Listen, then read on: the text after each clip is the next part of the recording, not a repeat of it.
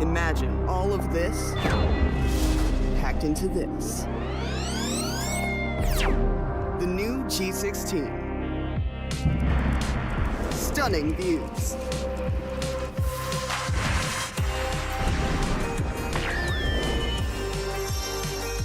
Advanced gaming performance. Top the leaderboard. Stay effortlessly cool.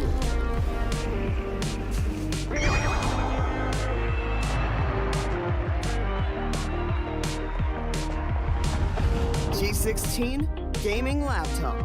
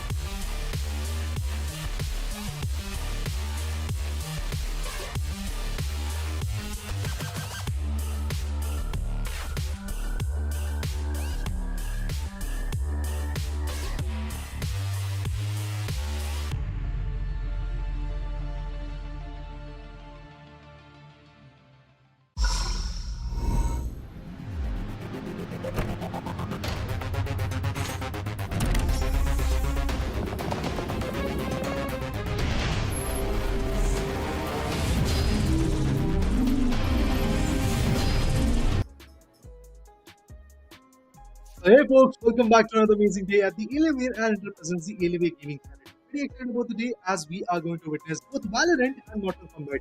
My name is Raider and along with me we have the written Bullet also and the rest of Bullet. I'm going to ask you, Matt, how are you and what are you? I'm doing absolutely fine. Yes, I always expect some, a blockbuster opening matches when it comes down to this sort of Valorant action.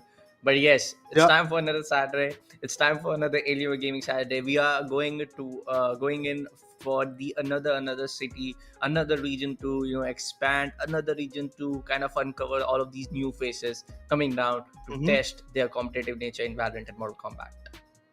Oh yeah, I mean from 1v1 showdown to a 2v2 showdown, that's everything that we are going to witness today. So we are going to see the competitive spirit, we are going to see a lot of new faces as well, and that's the motto behind this Alienware Gaming Saturdays. To bring in the new champs, to bring in the new faces so that they can have the idea of how esports is budding in India. And in order to help them, I do believe the M16 and M18 line of laptops which are there from Alienware are going to be absolutely amazing. All you have to do is just basically visit the Alienware exclusive store. There you will have the Alienware experts who will let you know, according to your budget, according to your preference, according to your needs, which particular laptop is going to be good for you. Is it M16 or M18, or even if you want to go over some other hardware, for example, the keyboard mice combination or the headphone, that's what you can get on the store. So I would like to once again urge you guys, make sure to go ahead and visit, because today we are visiting in Alienware Gaming Saturdays 2 different cities, and that is going to be Hubballi initially for Valorant action, and then we have Nagpur as well, where Mortal Kombat is going to go down. Yeah. Well, when we talk about Hubballi, Hubballi is going to be the new city to come in the addition for the Alienware Gaming Saturday. This is the first time that's going to be an Alienware Gaming Saturday showdown happening at the city of Joy, Hubballi.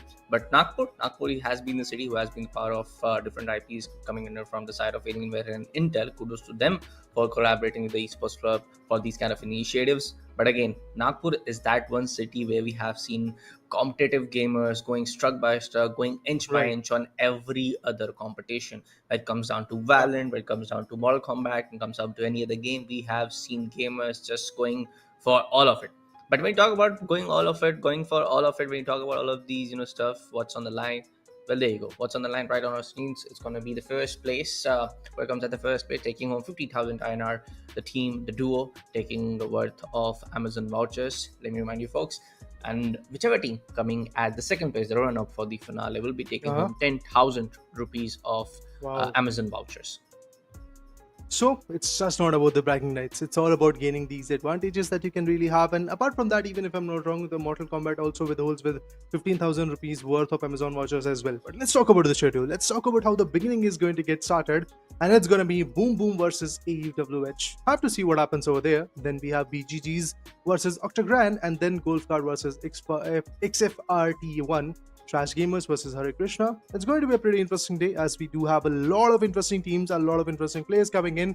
And as Bullet said, Hubballi is the first time we are actually there in Hubballi for the first time. And of course, see, the thing is, gyms are everywhere, to be honest. And visiting these tier 3, tier 2 cities are going to bring us a lot of new enthusiasts, a lot of new esports athletes probably in the near future. But for now, what I'm expecting is good competition. I mean, close cutthroat matches are we really expect, but we have a very good idea that initially the first 2 stages or the second stage, still the second stage or the third stage, we get to see a lot of one-sided matches. So I'm expecting that might be the case today as well. Well, it's all comes down to these individuals, man. It all comes down to Boom Boom facing up the side of BGGs facing up the side of Octagon. And it comes down to their individual performance. Yes, I believe this is going to be the schedule for Valorant. We are going at the Valorant action on the first segment of our entire broadcast, and these are going to be the teams who will be facing down their opponent teams. But yes, again, Raider, we cannot ignore the fact that most of these Alienware Gaming side represented by Alienware and Intel have been the part where we have seen just one or two, these kind of duo teams just obliterating their opponents. The matches being so one-sided affair. So it comes down to the part that, again, as a caster, all of the people joining into the broadcast at the respective channels which are the broadcast going live, all of the people want to see that head-to-head action, that point-to-point action, and some draws maybe. But as we speak, as I tell you that, we are jumping straight into the game. That's going to be the first game for the day. Octagon facing up the side of BGGs. And we already see a couple of kills coming in towards both sides. Now it's 3-3. Octagon starting it off at the defending side have got their agents. That is going to be Neon and a Flash agent, which is going to be the duelist, Reina. Against them, we have an Initiator. And of course, with that, there is going to be another Reina coming to the picture. Reina's flashes are very, very important and very crucial in this game. But at the same point, Neon's agility and Neon's fast-paced action is also going to be valuable enough, but at this point, BGGs are able to get their precise action onto the players of Team Octagon, because Octagon was initially playing with a lot of frenzy, and currently they are now playing with the Ghost, which is a good weapon, of course, in the close quarter, and also in the long range, Ghost can actually benefit you a lot. Classic on the other side has got some serious recoil, but there you go! The Stinger comes in as we approach the second stage very soon. So the Stingers are already online, Buckies will be online. Let's see which particular preference are going to be there. It's Ares time now. Apart from that, of course, a lot of spams are going to get used in the later part. But currently, as we do see, a lot of interesting packs coming in from BGGs. What the other guys are trying to do is just basically chase out that lead. Couple of early good kills coming in for the side of BGG, and definitely that's going to be the part where they will try to maintain the entire scenario towards their side. But there you go. Kind of the light machine guns, which called A's are coming into play, and that's going to be the first kill coming in from the hand of Oris. That's going to be the big gaming gamer playing as Gecko. There you go, the first kill comes off with a headshot with this rifle known as the Marshall. It's going to be some the mollies being laid out towards the center of the arena. It's going to be a third kill, as last time I said to you folks. That's going to be Oris going in for that LMG play. He gets picked off in a really good shot, and it's going to be a cover. Good trade-off coming in from the side of YZ. It's going to be the other nemesis of the arena who's playing on the side of BGDs. It's going to be Oris coming in from the respawn, takes down the side of Gecko. Good overall coordination coming in from both ends, but as you can see, as we approach towards the end of the stage 2, there's going to be BGG to be on towards the lead. Oh, no. I thought for a moment that this Reina is going to take that Neon down with a beautiful bucky that he had in his hand, but that didn't came through.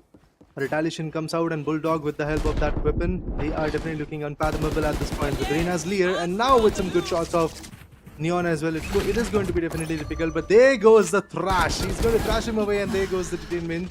He's easily going to put him down. XYZ gets that impressive frag, but at the same point, big gaming gamer. I mean, he's the full form of BGG, I believe, and he's currently getting contested a lot. BGG has still got the lead, which is a good thing. They have the lead. They would love to maintain this lead in their favor. Reina gets dazed, but still at the same point, not dazed but flashed, but at the same point Reina was able to take down their opponent. That's a good approach coming in. 14-20. Again, the lead is still there in the favor of team BGG. The attackers are actually attacking and getting all these stuffs in their favor. Of course, it's not about taking a particular side in this particular mode because it's the team deathmatch mode. It's all about getting those initial frags and having a lead at the end, because we have not yet seen any particular team reaching out to a mark of 100. Of course, we have seen north of 90 plus of score, but that's it. Nobody has actually reached the score of 100, if I'm not able to recall it. That might be the case, but yeah, apart from that, 100 is something which is going to be near impossible. But at the same point, have to remember that after the 5-minute marker, which is remaining, ends, whoever has got the lead is going to be the winner, and he or she is of course going to move forward to the next stage, as it's a single elimination bracket. There is no such second chances that you usually get when it comes to a proper tournament. Well, the lead is definitely going to be there. In fact, as you can see on the screen right now, folks, we are in the final stage. Last 5 minutes and 30 seconds are remaining on the clock as I speak, and that's going to be BGG's gaining that every opportunity. And it's kind of getting very hard for the side of Octan to even get towards the side of 20 points, and BGG got right on, putting on to a mark of getting laid down towards 40 points. It's going to be a good call coming in from Neon, but anyways, it's going to be a trade-off happening in from the side of Big Gaming Gamer to take down the side of Reina over there. Respawn coming in for this particular guy. Might be their Odin play, and this is what we were expecting. All the utilities are being played, as we can see the fast lane getting right up utilized onto the center of the arena. But for now, it all comes down to the duo chemistry, it all comes down to duo coordination, and it all comes down to being perfect with your aim game. LMG right in the play, and Odin spray doesn't miss. We all know that, right? Well, the spams are coming, no doubt in that, and at this point I would like to say at this moment that the lead is still there, which is a good sign. If they have the lead, if they have the kind of accomplishment in their favor, they are definitely going to prevail. And I'm looking forward to see what BGG is going to do to maintain this lead. Meanwhile, Octan is constantly trying to put the pace down. So there's gonna be a chance where I feel Octan can step up a notch in the final 2 minutes of the game, in this particular final 2 minutes of the game, and maybe try to get some lead on towards comparatively that we are seeing on towards the side of BGG. So a questionable one, but there you go. Odin spam coming right there towards the side of Reina. The ball is not penetrable. That's gonna be another kill coming in for that Reina. The Odin this time misses around, and that was a complete whiff coming in from the side of Oris. Next YZ. It's gonna be the guy to take down his nemesis. Well, I have to say, happens to the best of us. There are certain moments where the whiff comes in. There are certain moments where we can't really control the whole scenario. But look at this. The judge is going to judge the right way, and OG Oris was actually taken down. That's kind of tragic, that, because you're trying to have some good bullets, and then you get one single shot of that judge, and you're getting taken down.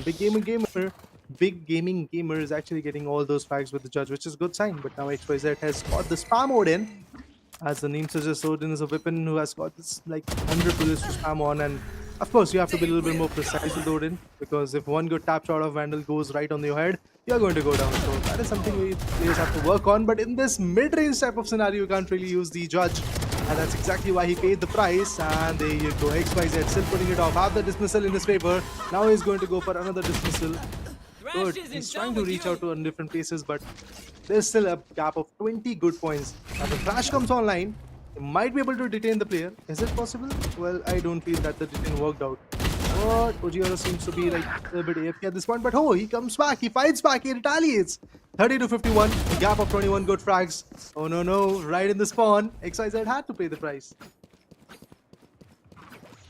Well, final 2 minutes remaining of this particular final stage, and we still don't see that kind of committed gameplay coming in from the side of Octan. This is going to be the side of Gokul, the side of Horus. Possibly another duo trying to put down some really good play, but Octan trying their level best. The gaming gamer takes on the side of his Odin, who's on the side of town towards Reina.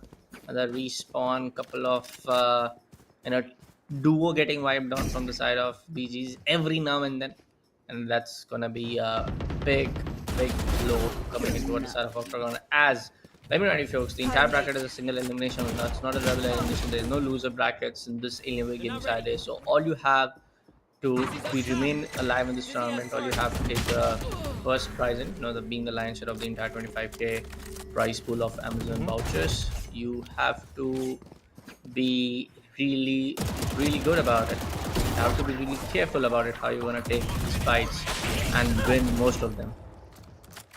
Ooh. Double attack coming in, but eventually it was not favorable. OG or a fights back. That's interesting. I mean, that's one way to put it. Big gaming gamer once again retaliates, and he was able to take the trade down. Horus still wants to figure out what he has to do. Now he has respawn. He's trying to move in. Oh no, a lot of damage coming in. Big gaming gamer also retaliates and takes down King Gamer. So it's kind of done and dusted at this point. You can clearly see that the lead is massive, and it's somewhere around like 15 plus points. So it's not going to be easy to deal with at this moment. There are going to be some more instances of frags coming in, as we do have 20 plus seconds more to play with. 38 to 63. That clearly puts down to a good buffer of 25 points approximately. It's definitely going to be intriguing to watch how the game goes on from here, as we have the last remaining 14 seconds. Maybe some more frags coming in.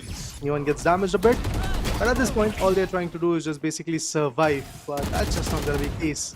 25 points of lead. No, it's now going to be 24 points of a lead, and that's it. It's done, guys. BGG, the big gaming gamer, and his teammate, they are going to move forward, guys. They are going to be the champions of this particular game. But of course, the journey has just started. It's just the first round. It's just the first game that they have won. So in order to make sure that they nail this Alienware Gaming Saturday in their favor, and at the same point get the lion's share of that 25,000 rupees worth of Amazon vouchers of prize pool in their favor, is basically maintain their consistency, evolve along the way, as there are going to be certain teams who are going to be a little bit more better with their aim, a little bit more crisp with their strategies, so they can easily put them down, because I have not seen something out of the blue in the playstyle of BGGs as well. So truly have to see how the next competition goes on for BGGs. But yeah, for now, stage 1 was kind of a one-sided one. That's what we expected, to be honest. Yeah, and not to the last point. This is not why I expected, man. This is definitely not what I expected, and I was looking forward to a really good head-to-head game being the opener for the entire broadcast. But that is definitely not that really up to that mark. But I comparatively say that for a fact that big gaming gamer, the entire team of BGGs were really on point with their coordination, really on point on how they want to pick up their agents, how they want to really dominate the entire arena. Comparatively, what happens in a classic match, the TDMs are different, but that's going to be the team to going in for the round 2 of this entire Alienware Gaming Saturday showdown happening at Hubballi. But again, yes, one prediction I want to make, because I always want to make these kind of predictions, I am going for it. This is going to be the team. Like BGG is going to be the team who's going to be the team you will see in the finale of the Alienware Gaming Saturday Raider. I am telling you this right now. Okay. Maybe that's the case, but eventually, guys, we'll get all the information regarding the winners, regarding the champions, and the next upcoming IPs on the socials of the esports club. So be sure to follow them, and meanwhile, visit the Alienware exclusive store as well. We're going to take a short break, and after that, we'll be back to see what happens next in the Valorant action.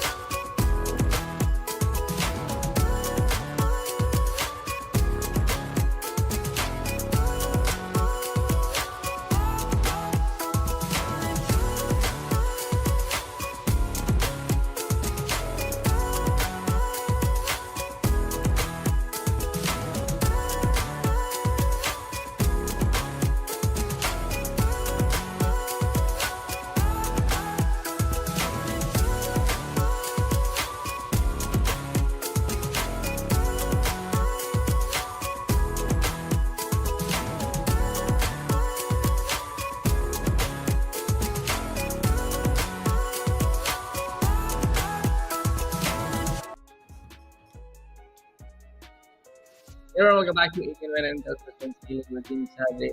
Back to another guest. Yes, the first match of the day, but from the entire broadcast of the first day of the podcast. Again, a very one-sided affair coming in towards the side of big gamers, but comes down to the side that yes, I predicted that there's going to be the team who is going to set their foot in the grand finale for the entire day. Have to see. I mean, the road to finale is not going to be easy, man, because everybody is there fighting for the glory, fighting for the flying nights of winning this Alienware Gaming Saturdays.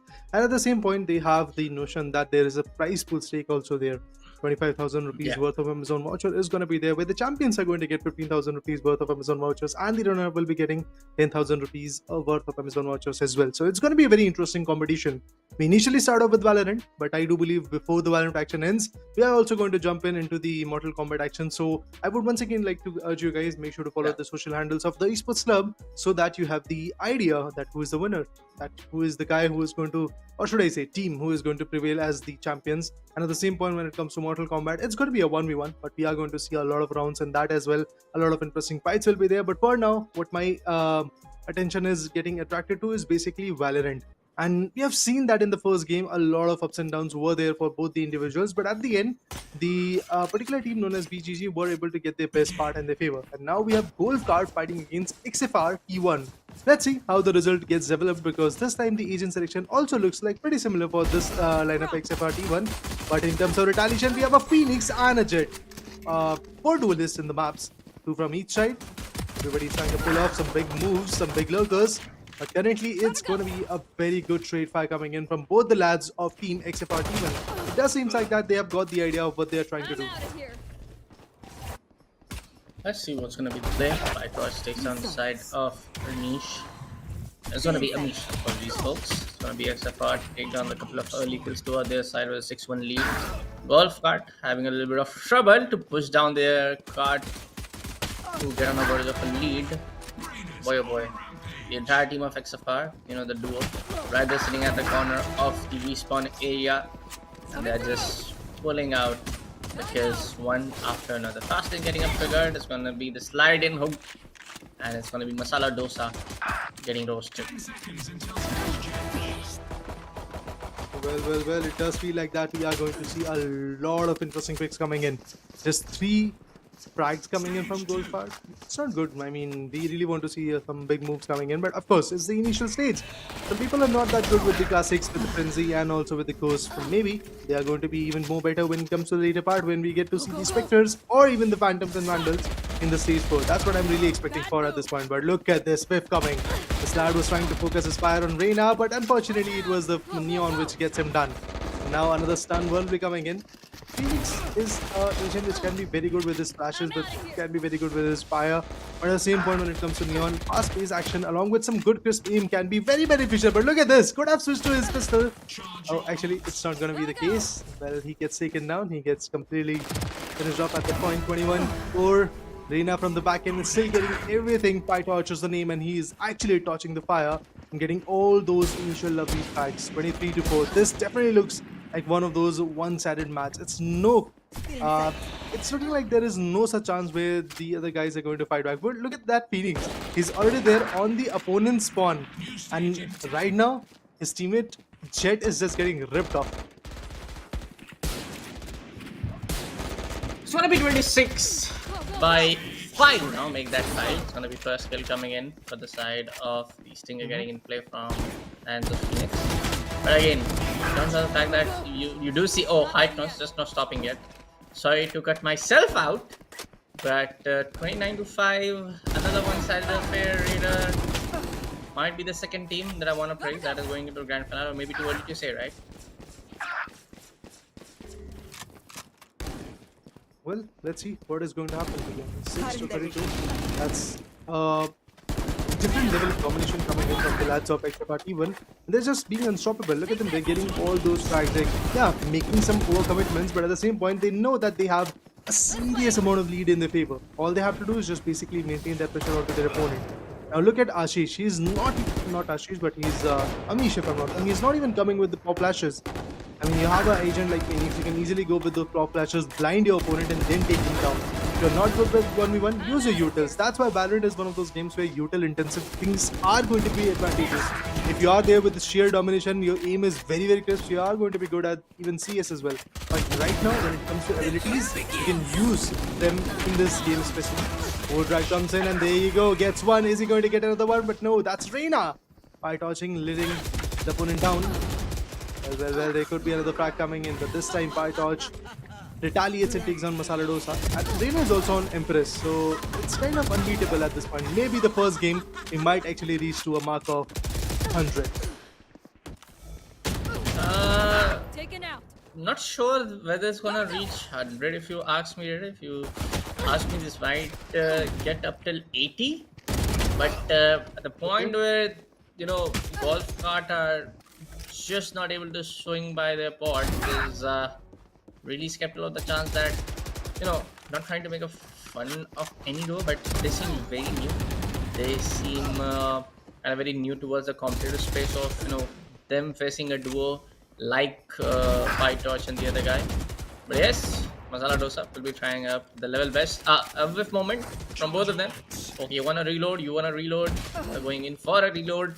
And it's gonna be Masala Dosa to turn down the side of Hypnos and Amish to turn the side of PyTorch. So for the first time, I'm able to see XFR T1 getting both of their players eliminated from the hands of Golf Card.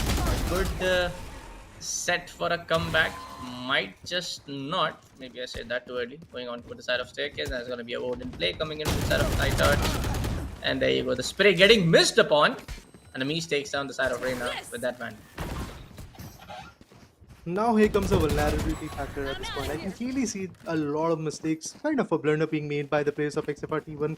The way they are commenting, the way they are approaching certain fights is just not looking easy, as the opponent have got the Vandal and the Phantom, which we usually see them playing with. Like whenever we talk about any guy who loves to play Valorant, he knows these two weapons quite wholeheartedly. If you want to go with some sprays, you can go with Phantom. If you want to go with some tap shots and some burst shots, Vandal is your go-to gun. And of course, Vandal comes up with a high recoil, so Phantom is the go-to gun for those new athletes or new players or new individuals who are kind of diving into the ecosystem of Valorant. For that reason, we can clearly see that Gold Card was trying to bag out a lot of time.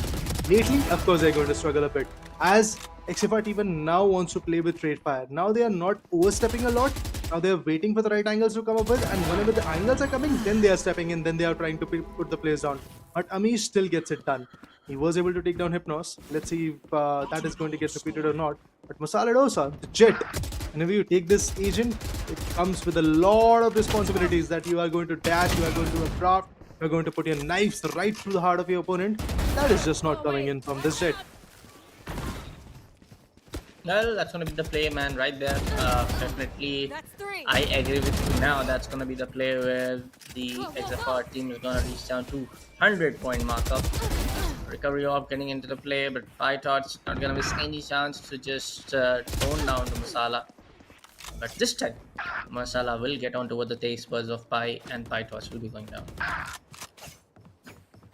Well, 77 to 20. There is a massive difference of 57 amazing frags. That's a big blow to the morale of these lads. But remember, guys, it's all about experience. It's all about getting the gist of how Valorant is growing and how esports is budding. What you guys can actually avail from this.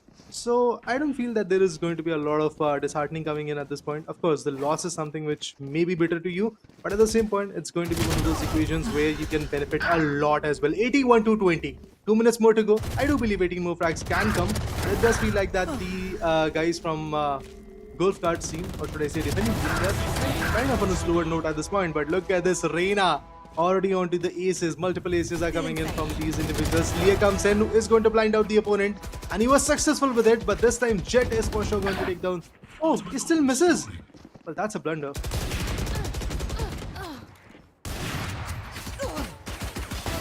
Well, it comes down to the point where PyTorch is kind of becoming unstoppable at this point of time. Combined effort of Hypnos and 4K. The guy is almost going on towards a 10 kill streak, and there you go. One more to make that 10 mark up. Boy, oh boy, this is getting somewhere around, and they are really committed to reach down that 100-point markup. I'm sure now they will be, but for now, oh, now you are sure. It's going to be nice. a really sometimes around I need to question my co-op actually. Part of the job, But Hypnos, going back to the conversation, folks, gonna trigger up his ult. Zappa, ZP, Zooms going all the way to make this 100. But before that, we should be able to take down the side of Neon. One more to the mark, and that's going to be There you 100. The first 100 to the win. And just 5 seconds left out. Just 5 seconds left out. That would have been the entire play. Might be up till 105. But that's the rule of the TDM force. The first team to 100 frag points will win the entire TDM. Either you score 100 or you have the highest amount of points in the 10 minutes that you get in this particular mode, the team deathmatch mode. So it's absolutely amazing the way XFR even played against the players of Golf Card. It does feel like that they should take their Golf Card and play golf, because Valorant is something which is currently not in their forte, but it might be there as they experience the whole scenario and eventually get the right idea of how they have to play along with it. Because there are a lot of gamers in India specifically. Initially, we had a lot of mobile gamers, as it's a platform which can be easily accessed and it's portable format, to be honest, and it had that power performance as well. And initially, the games were not that hefty like the way they are currently. Like 10 GBs of files were not there initially, so people used to love a lot of mobile gaming. Currently, when a transition period is there from mobile gaming to PC as well, people are exploring newer options when it comes to esports, being a esports athlete or just being the gaming enthusiast. I do believe that a lot of players are going to struggle, but at the same point, the efforts from Alienware, Intel, and Team Esports Club is definitely going to improve their journey as they get a right platform to play along with it. They get the right opponent, they get the right idea. It's kind of a LAN vibe as well. You see your opponent right in their store and then eventually fight against with them, and then after the match gets over, you are like, man, this was my mistake, you did this great, and that happened. It's all going to be part and parcel of this game. But also, if I'm not wrong, Bullet, we do have meet and greet as well. Yeah. Now, of course, the meet and greet with your favorite gaming influencer. Make sure to check out all of the details mentioned down in the description below of the broadcast. But for now, folks, we're taking a short break and we'll be coming right back after. Yeah.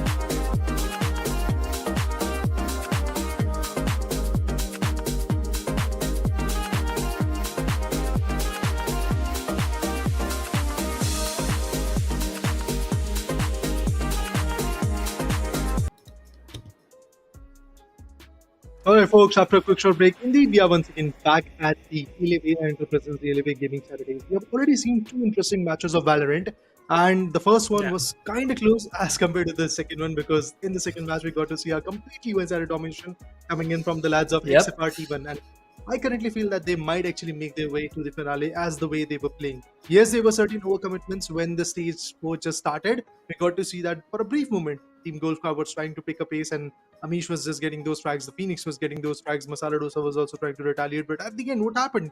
We got to see a completely different page as the lads of XFR T1 were able to evolve. They knew what they have to do. Initially, yes, they were committing a lot, but eventually in the later part, we got to see certain trade files coming in. They were putting up the left and right crossfires, which were good, and it actually paid their price, and that's how they were able to get the 100 frags in their favor, which is again a record.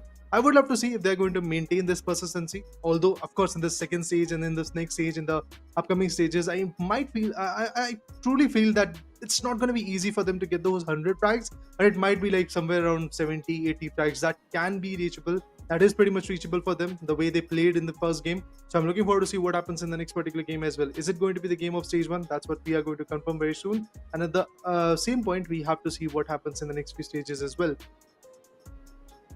Yeah, but if you ask me right now, comparatively, the kind of matches that we're seeing right now in Valorant, I am looking forward to Mortal Kombat now. I am looking forward to Mortal Kombat matches. This is, becoming so one-sided. But this time around, it's going to be Hare Krishna facing up the side of Trash Gamers in the third game for the day. Well, let's see who's going to back this one out. I mean, it's going to be a pretty interesting challenge. Talking about the agents, we have a Raze and Reina coming in from the attacking side, and a Jet along with a Reina as well. That's interesting. Jet is there. We have not yet seen a lot of ability being used by the other team's Jets. For example, the first game and the second one, we didn't see a lot of dashes and updraft being utilized at the same point. Cloudburst was also not there. So that is something that people can easily cherish. That was a good shot coming in from Susano. All the damage came through the Jet, but then Susano was able to take down his opponent. Now the Sheriff shots are going to be valuable enough in the close range. It's something which can be tragic to play along with, but Sheriff is a very good weapon. If you are able to aim it precisely, if you are able to get your opponent down with Sheriff, it's going to be a very soothing shot coming in.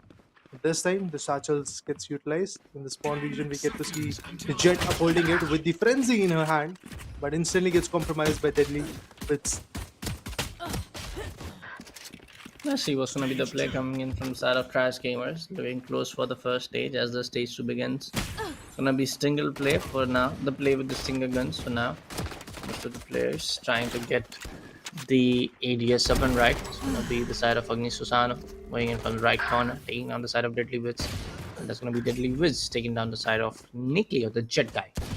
But for now, that's gonna be a pretty close affair compared to what we saw in the previous 2 games. For now, Raider. Both of the teams are able to trade down the trade game. Both of the teams are able to take down those points one after another. well, the thing is, this is just the first 2 stages. I do believe once the Spectres are online, once the Phantom and Vandals are online, then lead might actually come from one particular team. It could be Hare Krishna, it could be Trash Gamers, but currently it is definitely Team Hare Krishna which is getting the lead.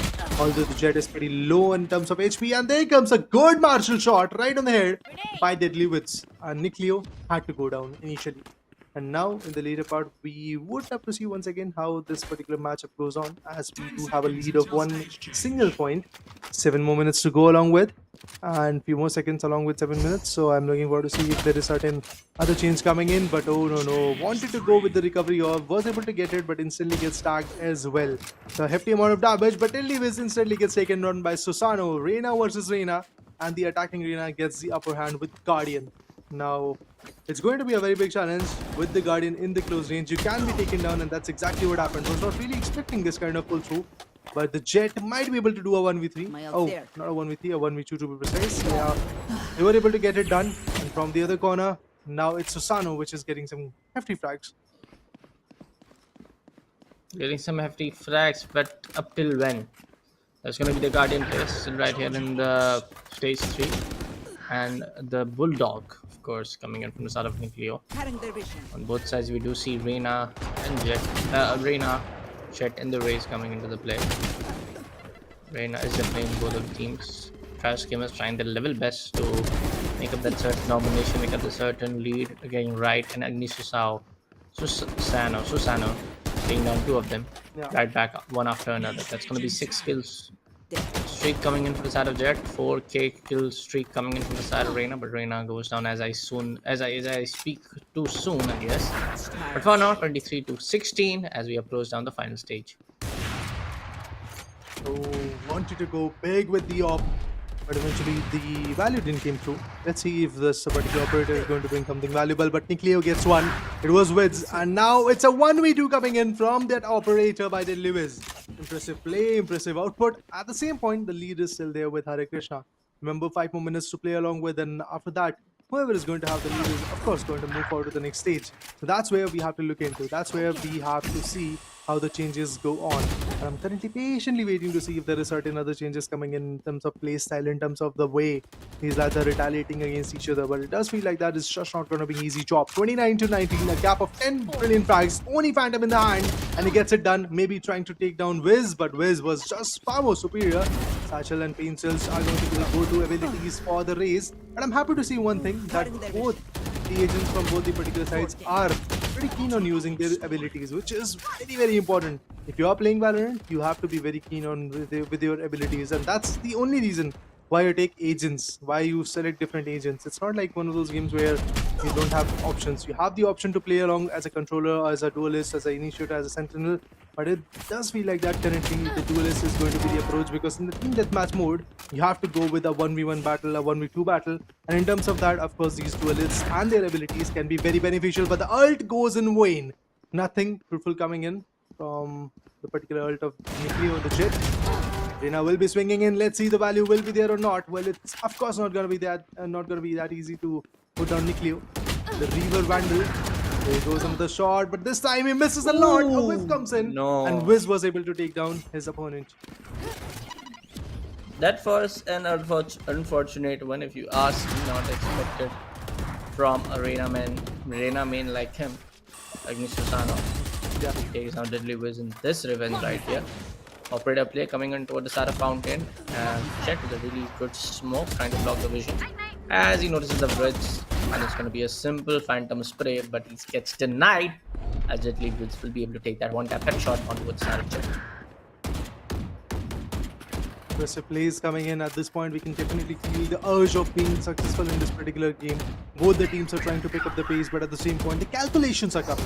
Nobody's trying to overstep the boundaries, which is a good thing. You have to remember that there are certain mistakes that can be done, and of course, we have defenders Hare Krishna that are there in the lead. So in order to come back, you have to be even more stronger. You have to be even more effective. And in terms of that, I do believe Crash Gamers is actually looking not that good. 15 frags over difference is something that is going to be big. The satchel comes in. He knew that Rina's HP is way too low, so the satchel is definitely going to be productive enough. But now, the dash is not there. Updraft and Cloudburst are the only two abilities that are available for this Jet. If he wants to go in big with the Odin and he finds one, the lower HP Rina already gets taken down. Of course, Rina is going to get respawned. This is the moment where you could have got the second frag as well. But Hare Krishna instantly gets compromised as we get to see Nikleo getting faltered down. Now, the lads from Team Crash Gamer have to push in because look at the other guys, Hare Krishna and not Hare Krishna precisely, but the whole team of Hare Krishna, be it Susano or Nikleo, they're waiting patiently because they do know that they have the lead. All they have to do is just basically prevail on that. But they are now making some mistakes which can turn into blunders if this is persistent. Yep.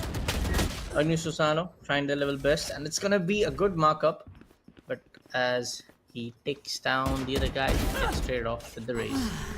This time around, he's able to take that tap headshot onto the side of it. A little bunny hopping going on between, maybe looking at the operator, trying to switch one, but that's not going to be the particular case. There's someone coming in from your right, he doesn't get the audio cue right, and there's going to be Deadly Woods with the Phantom take down the side of Rena. 50-36, and easy win coming right there for the side of Hare Krishna, if you ask me. But for now, it's going to be Thrash Gamers still struggling to make up the mark, all towards being on that 40-point markup. Well, let's see if they're going to get it or not because currently the lead is absolutely impressive. I mean, there is a lead of 14 good frags.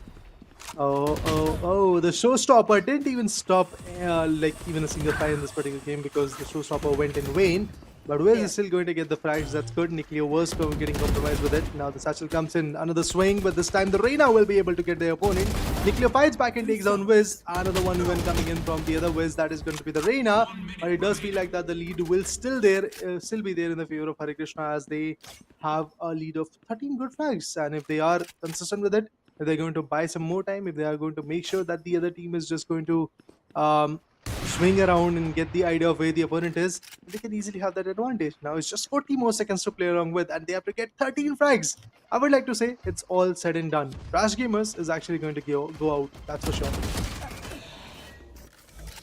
30 seconds left on the clock. Deadly Witch taking down the side of Reyna.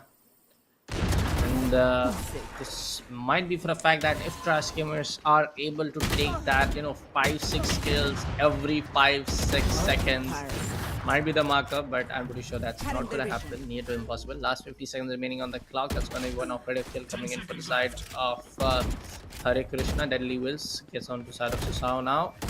And kind of a funny thing that he's not able to take down the Chet, who's trying to just go up on the zipline, sorry. And that's going to be the play. Hare Krishna winning up the entire TDM with a scoreline of 58-43. Well, there's a buffer of 15 points, and it's a good one, to be honest. That's how Team Hare Krishna is going to back their spot to the next particular qualifying stage. So I would love to see how they're going to play again in the next few stages. But currently, yes, the way they played, the way they dominated, to be honest, was very interesting. And also in the later part, we got to see that they were trying to play the patience game. They knew that they had the lead. They just wanted to make sure that this lead is big enough.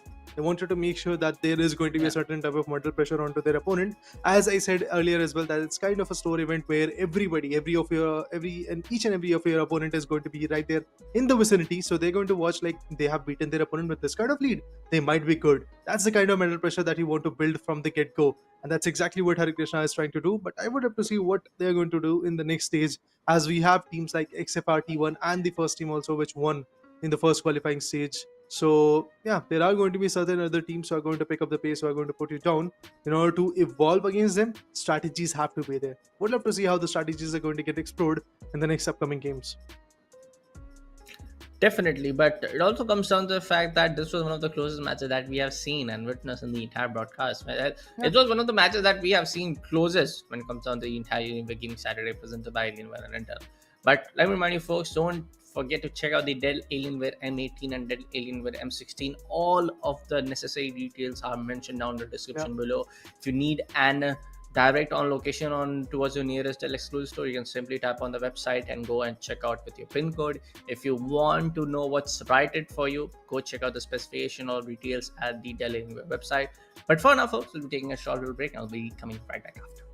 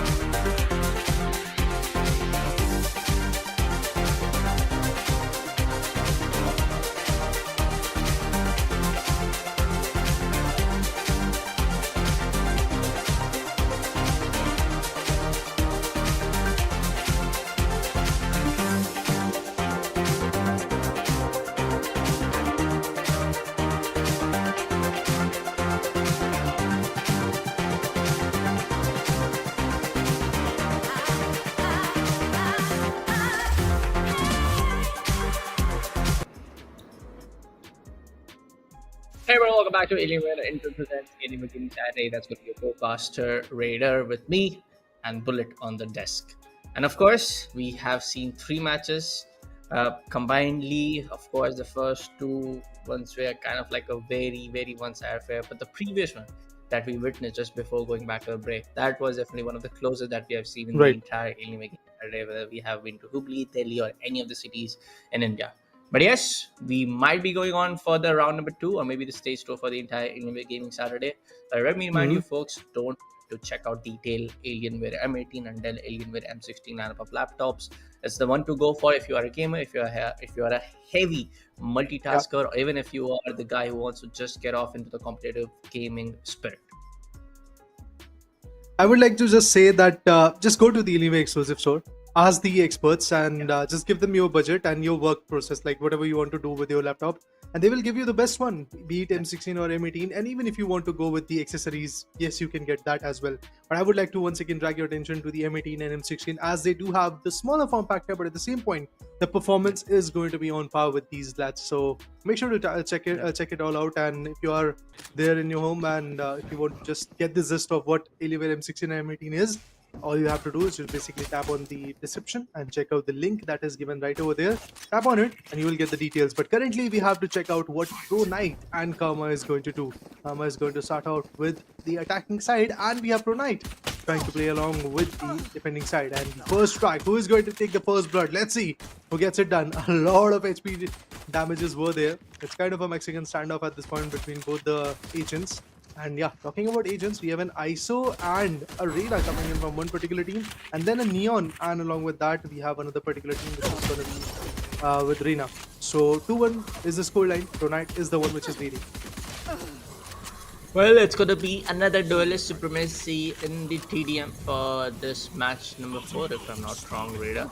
But let's see what's going to be the case when it comes down to the entire play coming in from the side of Karma and Pro Knight. Interesting names yet again coming in from these teams, but I want to see some really interesting plays, back-to-back trade games happening in, as being a caster on the desk and being an audience observing how the plays are becoming, for a fact that who's gonna be going in for the second stage or not. A good flash coming in from the side of Neon. Mind the concussion effect that she has in her utility, but Jerry is still able to take down the side of Samurai. That is some good play coming in from that particular player. I'm out of here. There. Well, a lot of frags are going to be there, that's for sure. But the initial stage 1 was able to bring in just 8 frags. That's kind of pretty interesting for me. But there you go. Lately, we are going to see some more interesting frags coming in here and there. With the Sheriff, you can't be that accurate in the close range. It's definitely going to be a bit of a challenge because you have to move a lot in the close range. But at the same point, if your opponent has got a Spectre or a Stinger, he is of course going to have the upper hand in it. But currently, with the heal orb in their favor, Shree might be able to get the upper hand, but that was not the case. It was Jerry who takes on Goofy, and currently Samurai, as the name suggests, was able to do a 1v2. That's interesting. 8-7 is the scoreline. Ult orbs are already getting spawned very soon, and along with that, we will soon get to see the Spectres and Bulldogs also getting spawned. So according to that, I do believe Spectre can be a very good choice. But currently, Goofy wanted to play with the Sheriff, and he is actually paying the price, as Sheriff is just not going to be fruitful in the close range as compared to the Stinger. Well, of course, we do see some kind of a heavy lifting being done from the side of Frank. He's able to put down so many kills coming in with that Stinger, and he's just not getting stopped by anyone yet as he goes on to the 3-kill streak. It's going to be the new loadouts available in the new state. That's going to be stage 3 with the timer remaining 6 minutes and 55 seconds on the clock. More of like a subdue of 7 minutes. But for now, it's going to be the Karma with on the lead. Pro Knight still trying to climb their way back on towards 13-13, and they will be able to do that with the kill coming on from Goofy with the Guardian. One tap on towards Trink. A really good shot. Pretty impressive that was, but I have to see if there is going to be certain consistency with those tap shots coming in. Well, it does feel like that is just not going to be happening. Initially, yes, they were looking good, but currently it does feel like that they are trickling down. And it's a 15-15 type of scoreline coming in. 30 frags all together in the whole lobby, where 15 is there in favor of Karma and 15 is there for Pro Knight. Now we have to see what happens next in the next few 6 minutes that we have got. And initially, yes, of course, there were not a lot of tags, but currently it does feel like that there are going to be certain other amount of tags coming in very soon. With the Reaver Bundle, you can definitely have the upper hand, and that's exactly what these guys are trying to have. But Bulldog is still being chosen by the guy known as Jerry. And currently, it's Team Karma which is having the lead. Initially, it was Pro Knight, but now it's Karma. That is a clear indication of a close cutthroat match initially. Well, let's see what's gonna be the play. This is becoming like one of the another closest matches that we have seen so far. And the Alienware Gaming Saturday radar. We are into the final stage. Beginning of the final stage, we do see that 80-90 markup. That trade game really happening in from both sides, and the anticipation of the entire players, taking on the Sour Blues, taking on the Bullet Plates are definitely coming right from both teams. But of course, an ISO and a TDM that we haven't seen that many often. It's going to be ultimate coming out. Play that 1v1 showdown that you have to do, and Samurai gets the side of Jerry in that over. The thing is, ISO is one of those agents which does not have any pop flashes, and of course, in these close cutthroat matches, in this team deathmatch type of scenario, you have to have that because ISO is a very good agent when it comes to the competitive scenario, and also when it comes to the classic scenario, you can actually have the advantage. But in 1v1s, you have to have every single ability right there with your agent. For example, Reina is one of those agents which can get you the heals, which can get you the relocation as fast as possible with the Devour, and at the same point, not Devour but Dismissal, and at the same point, you can also have the flashes, which is the Leer. So you have everything that a particular guy needs in a 1v1 particular fight from Reina. So that's why Reina is getting chosen a lot. Like 99% of the time we get to see Reina, at least a Reina in the lobby, and that's exactly what is going to happen in this particular matchup as well. We have two Reinas, one Neon and one ISO, and currently the lead falls in the favor of Team Karma. As Team Karma is just picking up the pace. There's a difference of 4 amazing points. It's not a big lead, but as the players are fighting, it does give us a very clear idea that it's going to be one of those matches where the close cutthroat game is going to be there till the end. Of course, when the strategy comes in, when the timing and once the trade file comes in, then things might change. Oh my god, that was a blunder done by Jerry. He had that Odin and tried to go for crouch shots, and instantly the body shot that could have been there onto him was now a headshot by Samurai. Well. Kind of that standoff fight happening in between these two teams, and I'm really looking forward to what's going to be the outcome. It's going to be the Platinum Charm, if I'm not wrong, getting showed off from the side of ISO Jerry. Goofy gets down. There's going to be some around to take down the side of Jerry. That's why I'm current 94-34. A good amount of lead upon towards the 6 skill marker. Still not going to be the entire story left on towards the side of Pro Knight as Karma gets a double. Tring and ISO both taking down both of the players coming in from the side of Pro Knight. The lead is literally trying to become a huge ladder coming in for the side of Pro Knight. They might step up their game really well soon. Try to take up their trade game, try to go up all on towards taking those flags point on towards their side as soon as possible. It's going to be 30-39 now, as it is becoming a huge lead of 10 points. If it goes on to 40 and jinxed it, if I want to say in that manner, that's going to be 41 for now, coming in for the team named as Karma. Well, the irony was, it was Team Pro Knight who started off with the lead. I mean, in the pistol rounds, they were looking good. They had that lead of 2 to 3 frags. But currently, they are facing a very good deficit of like approximately 11 frags. Not a very good scenario, to be honest, but look at this fair trade coming in. Goofy takes on Trink, but Jerry instantly compromises Samurai as well. It's a good scenario. But now the Leer is there, which is the pop flash, which is the very important flash coming in from the Reina. And Jerry gets it done. Goofy now is definitely in a very big trouble as he gets taken down. And now let's see what the Neon is going to do. Interesting trade fires coming in. Dismissal being utilized. Now Trink wants to have a very good angle along with the lower amount of HP that he has got. He spots one, no weapon in the hand. Neon gets instantly compromised. And Neon is spawning back, but no. Neon gets it again. A 1v2 coming in from Neon, and there is a difference of here 11 flags. I would like to once again say highly improbable for the players of Pro Knight to come back in this game, as Karma is going to take this whole game in their favor. Yeah, at this point of time, good play coming in from the side of Pro Knight. That's all I can say, because again, that amount of one side affair that we have seen in the game side is way too high. If you want to talk about the play percentage and win percentage, that is one thing to discuss. When we talk about the side of this particular team, Pro Knight, of course, they are still trying to show up the mark that in the final 1 minute, they can definitely get the 10 kills straight upon the target and on board for the frag points. But for now, it's going to be the side of Karma, slowly and steadily trying to climb their back to make a huge lead. 51 to 14, make it to 52, final 45 seconds remaining. This can go still. This can still go anywhere around if you ask. Oh, no.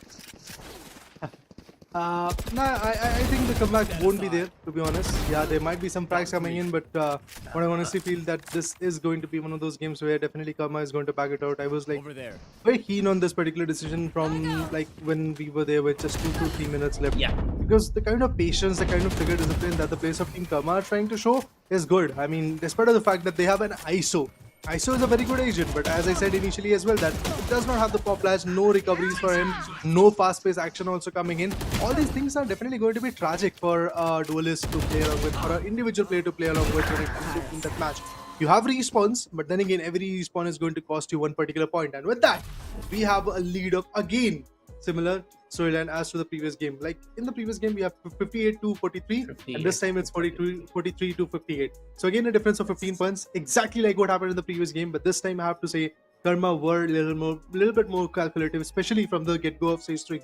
They were trying to maintain that trigger discipline. They were trying to maintain the crossfire as well, which is very, very important in the team deathmatch scenario. If you have a wingman with you, if you have a buddy who is there in the game, you have to have his insight on the game as well. Going in alone won't benefit you a lot. That's exactly what happened to Neon. Samurai was good from the other team I'm talking about, from the defending perspective. Samurai was good with his aim. Samurai had taken down a lot of interesting frags, but there were no such coordination between Samurai and the Reina that was there from that particular team. On the hindsight, if you see that Reina and ISO coming in from Team Karma, they had that insight, they had that trade fire to come up with, they had that strategy to come up with. That's why they were able to benefit with this game. Now the 4th game is done, a short break will be coming in, and after that we'll be back very soon with the next action.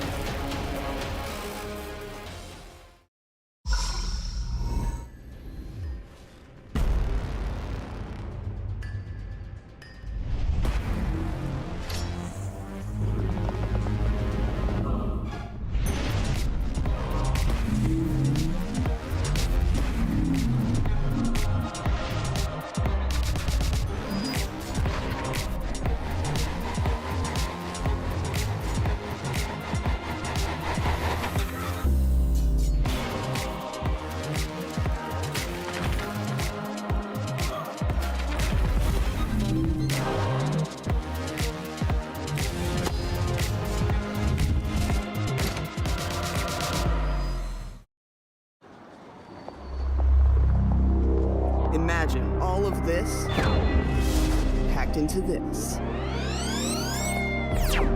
The new G16. Stunning views.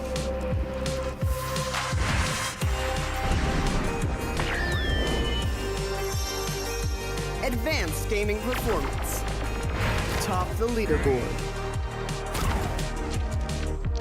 Stay effortlessly cool.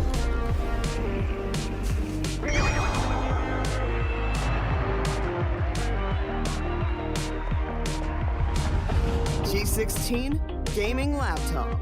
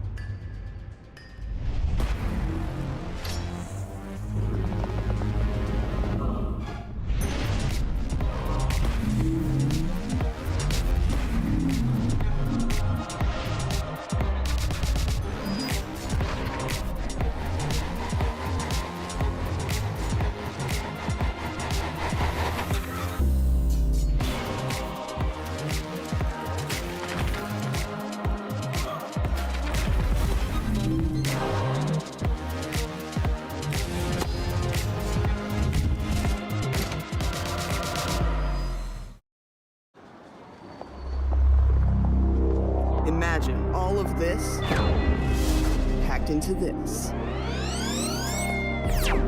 The new G16. Stunning views.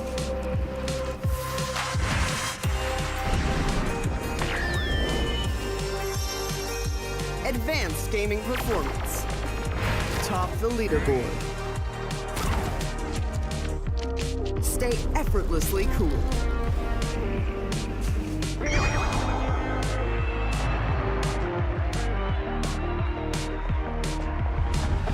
G16 gaming laptop.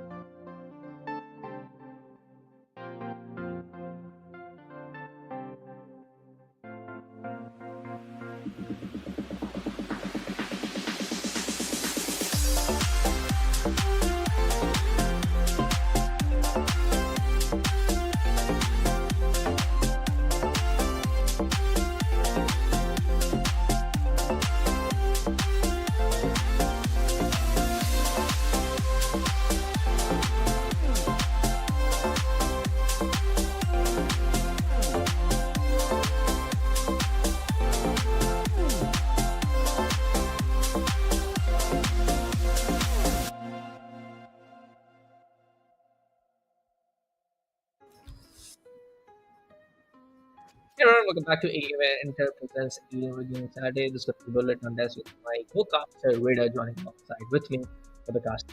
Of course, folks, yes, we have witnessed some of the really good matches. Initially, for the entire broadcast, we did witness the one-sided affair, but the past few matches they have been really cutthroat, down to down, trade game on fire, crossfire on fire.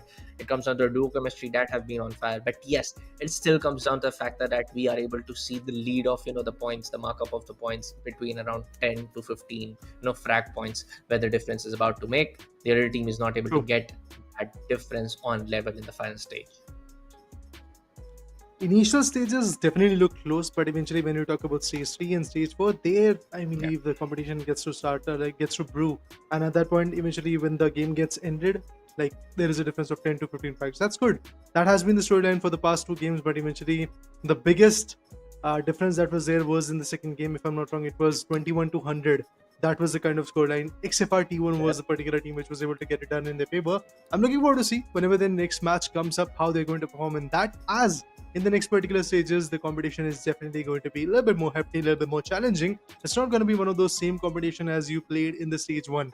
And of course, guys, the bragging rights of winning this particular cup, tournament is going to be important as well. Apart from that, there is 25,000 rupees worth of Amazon vouchers also on the stakes, which are going to be beneficial. So there are a lot of things that are going to be favorable for these lads, but at the same point I have to say that those experienced players are really getting their upper hands. But at the same point, the efforts of Alienware and Intel is to provide the newer buddies, the newer players get that idea of how esports is budding and how they can cherish it, to be honest, and they're doing it quite fruitfully. We have seen a lot of interesting players coming up. Yes, we are visiting Hubballi for the first time, but then eventually, guys, remember from the past year to this year, there have been a lot of cities that Alienware and Intel has covered in terms of Alienware Gaming Saturdays, and we have seen a lot of talents, to be honest, and that's one of those reasons why I love this IP. It also comes down to the part that where we see all of these, very enthusiastic people around gaming, around esports, and different kind of cities. Man, we went to Patna. These guys came here right here in Indore, where I'm residing right now.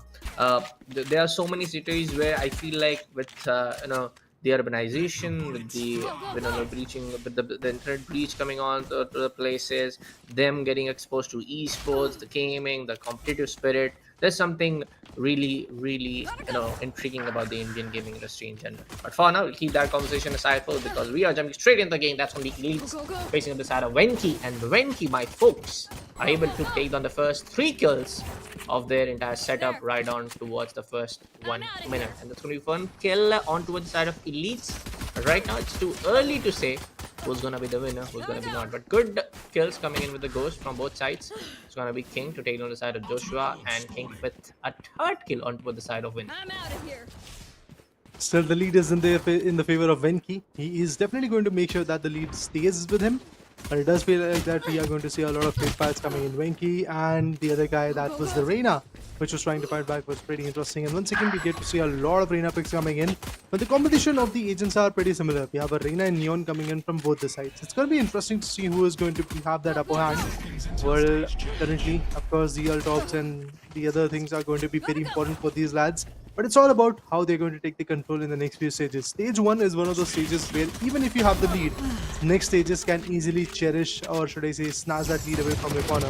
For that reason, have to see what happens next. But there's an ace coming in from RJ45 King. He's unstoppable. He's getting all those frags, not being stoppable at this point. But finally, he gets taken down by Joshua. That's interesting. Joshua puts him down. Now, the question is Winki going to take a trade fire? He might be able to get it done. Sun comes in, pushing in forward, goes in for the dash, and finally gets it done. But Win and Naruto on the other corner, he also retaliates.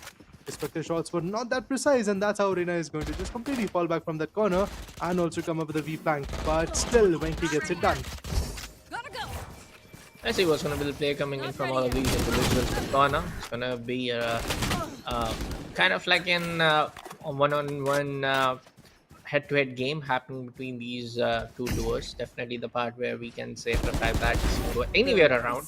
But for now, it's going to be the King to take down his nemesis winner. It's going to be Joshua to take down his nemesis, and so that's going to be, well, almost that's going to be Neon and Reyna on both sides. So duelist supremacy for the win again. And for now, it's going to be Joshua to place down the Stinger on back towards his head on Winki, which is actually pretty easy. Now it's going to be the stage 3 where you see the role of Marshall and Ares coming in, and Guardian 2. That's going to be King to take down side of Joshua. Good amount of kills coming in from both sides, but this time around it's going to be Elites to take that 3-kill lead on towards the start of stage 3. As I said, I mean, when you have new comfortable weaponries, you can really outperform your opponent. And look at this, the Prime Vandal is in the hand. They have the Guardians to play along with. I definitely believe at this point Winki is in some serious trouble. If they don't pick up the pace from here, they are definitely going to face a serious challenge in the later part when the stage 4 gets started. Remember, in the stage 4, you have approximately 5 minutes and 45 seconds to play along with. In those 5 minutes and 45 seconds, you have to get the upper hand. Either reach to a marker of 100 frags or make sure that you have the lead at the end of the game when the seconds are going to be zeroed. For that reason, Elites are picking up the pace. They are getting some good frags, but there you go, 22 to 16. Now there's a difference of 8 amazing frags. Not 8, but 6 amazing frags. It is going to be 8 very soon, possibly. But Joshua gets it done. He has been taken down. Another spray comes in. Oh my god, the dismissal is there, but let's see what happens. Now, it's not going to be easy. Look at this. Oh no. Weapon went into reload, and that's how he had to be respawned. He's going to get taken down, but look at this. Now Winki is picking up the pace, trying to fight back, trying to establish some good contact. With that, the Vandal comes in.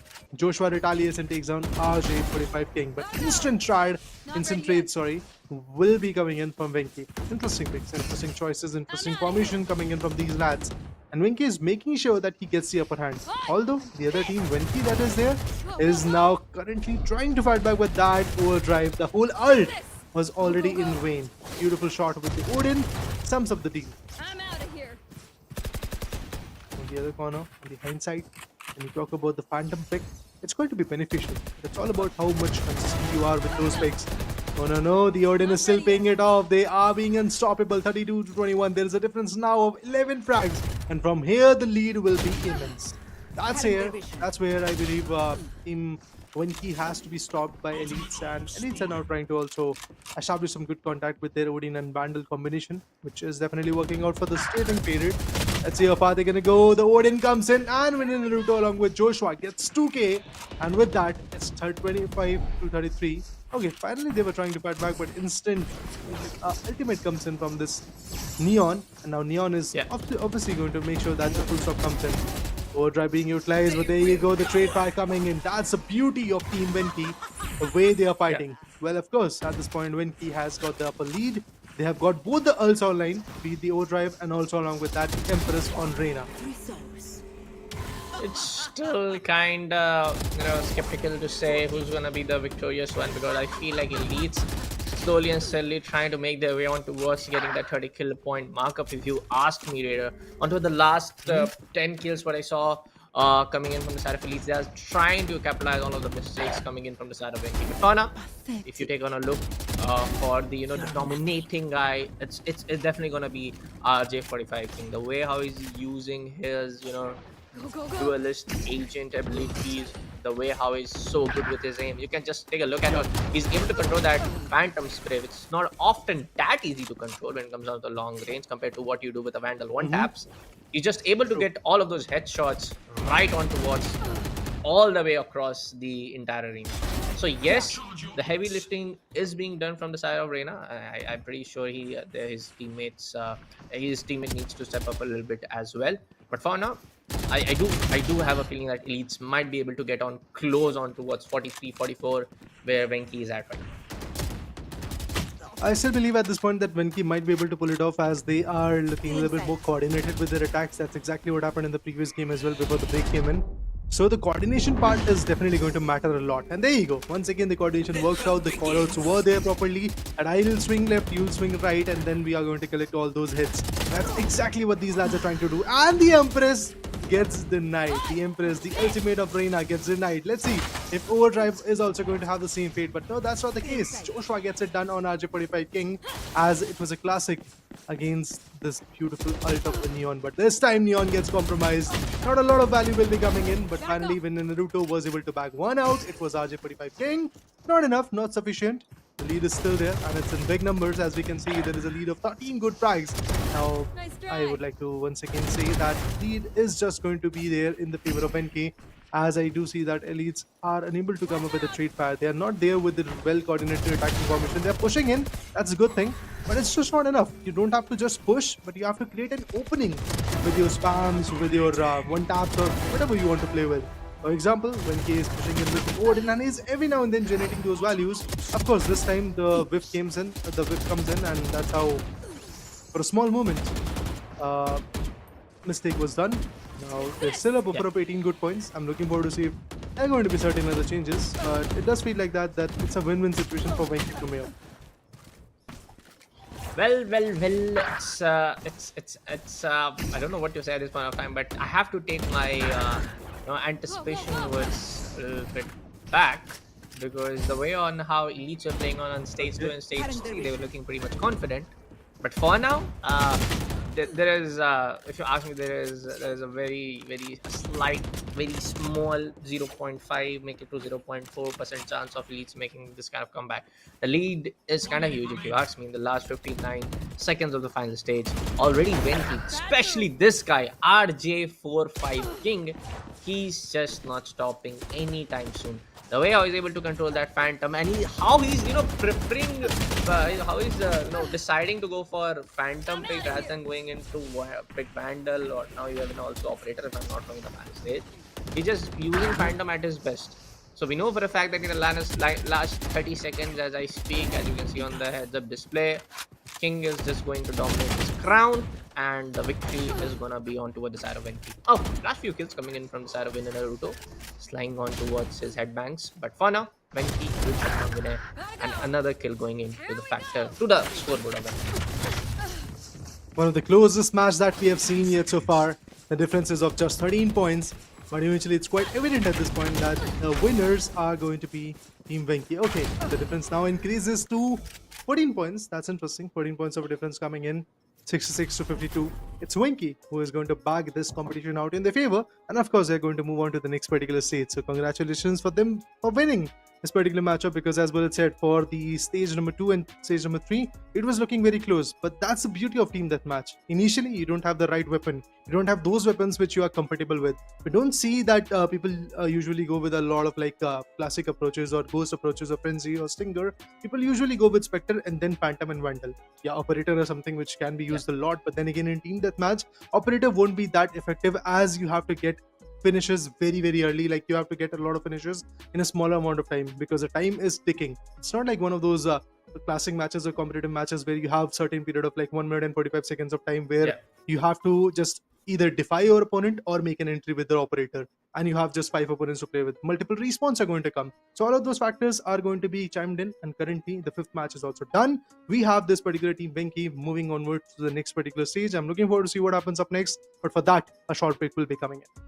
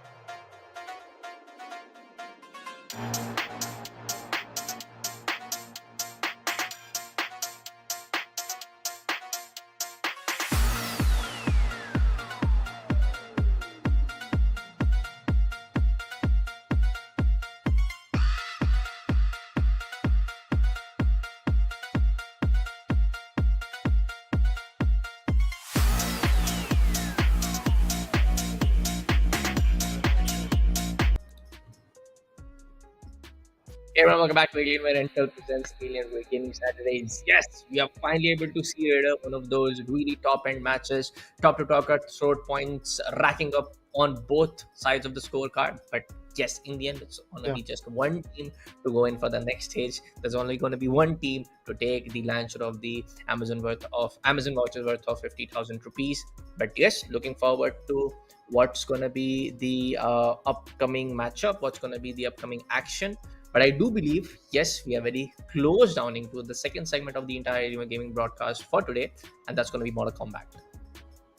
Yeah, it will happen. But honestly, for that to happen, I believe we have to see a few more actions of Valorant, and the 2v2 action looks absolutely amazing. As you rightly said, Bullet, that lately the competition looks a little bit more close. We started off with a one-sided domination. Then in the second game, there was a completely different type of storyline. I mean, there was a difference of 79 amazing points. That was a huge difference. But lately, as we can see, 15, 14 points of difference is what we have got. But we have OG against Dude. Let's see how the whole game gets over in this particular scenario. Exactly the same map. Oh, that was a hefty shot by Whey Protein. He is bulking up. And Vigil on the other corner is also fighting. And it does feel like that we'll get to see some interesting frags coming in. God, and along with that we have Eat in Peace. Okay, that's interesting. That's my type of guy. Eat in Peace.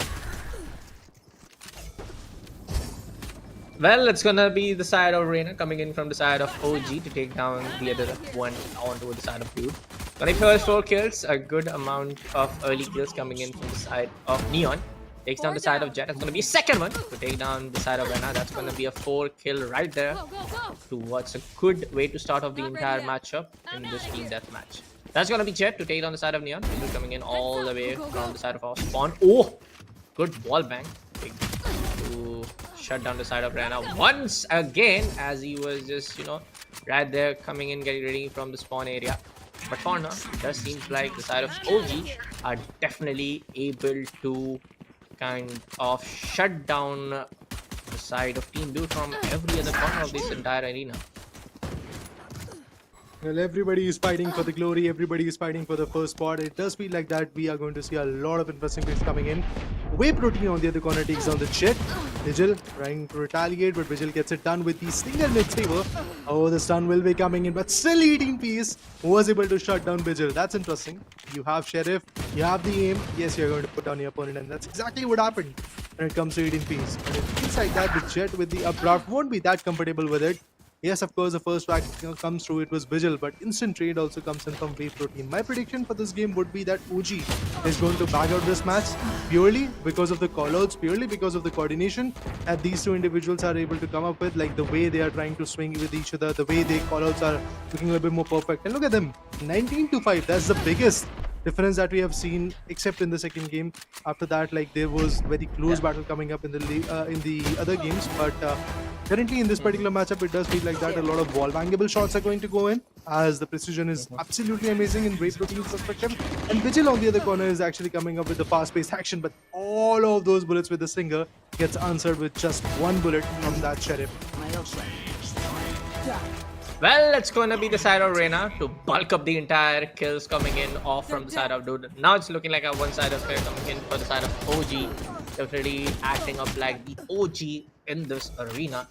But for now, it's going to be a few kills coming in for the side of Dude team. But kind of hard to say that Dude will be able to climb up towards the same kind of amount of kills, same amount of frag points, the way on how OG is able to dominate the other side of the team Dude. But for now, Reina kills off the Reina, named as Whey Protein, towards the side of OG. Another kill coming in, but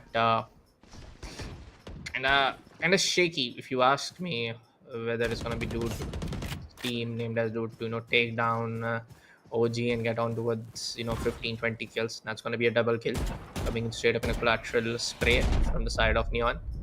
Reina's Lear comes into the play, and despite that, Reyna is not able to kill off the side of Neon. So, of course, some improvement needs to be there. Coordination has to be there, to be honest. Like, they're coming one by one, they're getting picked up one by one. There is no coordination, there is no callouts coming in, there is no usage of abilities as well. So all of that is definitely going to pressurize them a lot. And look at this, once again, Wave Protein takes down Peace, and with that, the Devour comes in. But finally, we'll get to see the Jet getting the upper hand on Wave Protein. Oh, Overdrive is already here.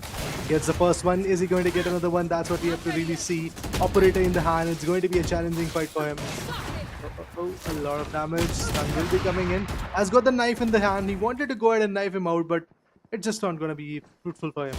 Now, Jet is going to swing, but the dash was activated. Dash is her way out. There are going to be a lot of damages coming in, but this time Wave Protein misses a lot. Vigil instantly takes a 1v2. Well, let's see what's going to be the upcoming play for the entire segment. But, I mean, on the way on how dude, no disrespect again. I'm playing a lot of Valorant lately, if you ask me. A lot of ranks, right? We were playing in some games, you saw me, how I was performing. Not up to the mark, but but coming on to the conversation, yes, if you ask me, the crosshair placement, the positioning, it just says like, dude, the players coming from the team, dude, are very much new to the game. Very much not experienced, if you ask me, compared to what OGs are. Of course, their name is OG, but they're performing like one. But comparatively, if you ask me, there's a huge skill gap difference. And dude is definitely, the entire team of dude, both the duo players are definitely gonna take away some really huge learnings, really kind of like some sort of lessons that they need to practice upon before coming in for the next Alienware Gaming Saturday, if you ask me.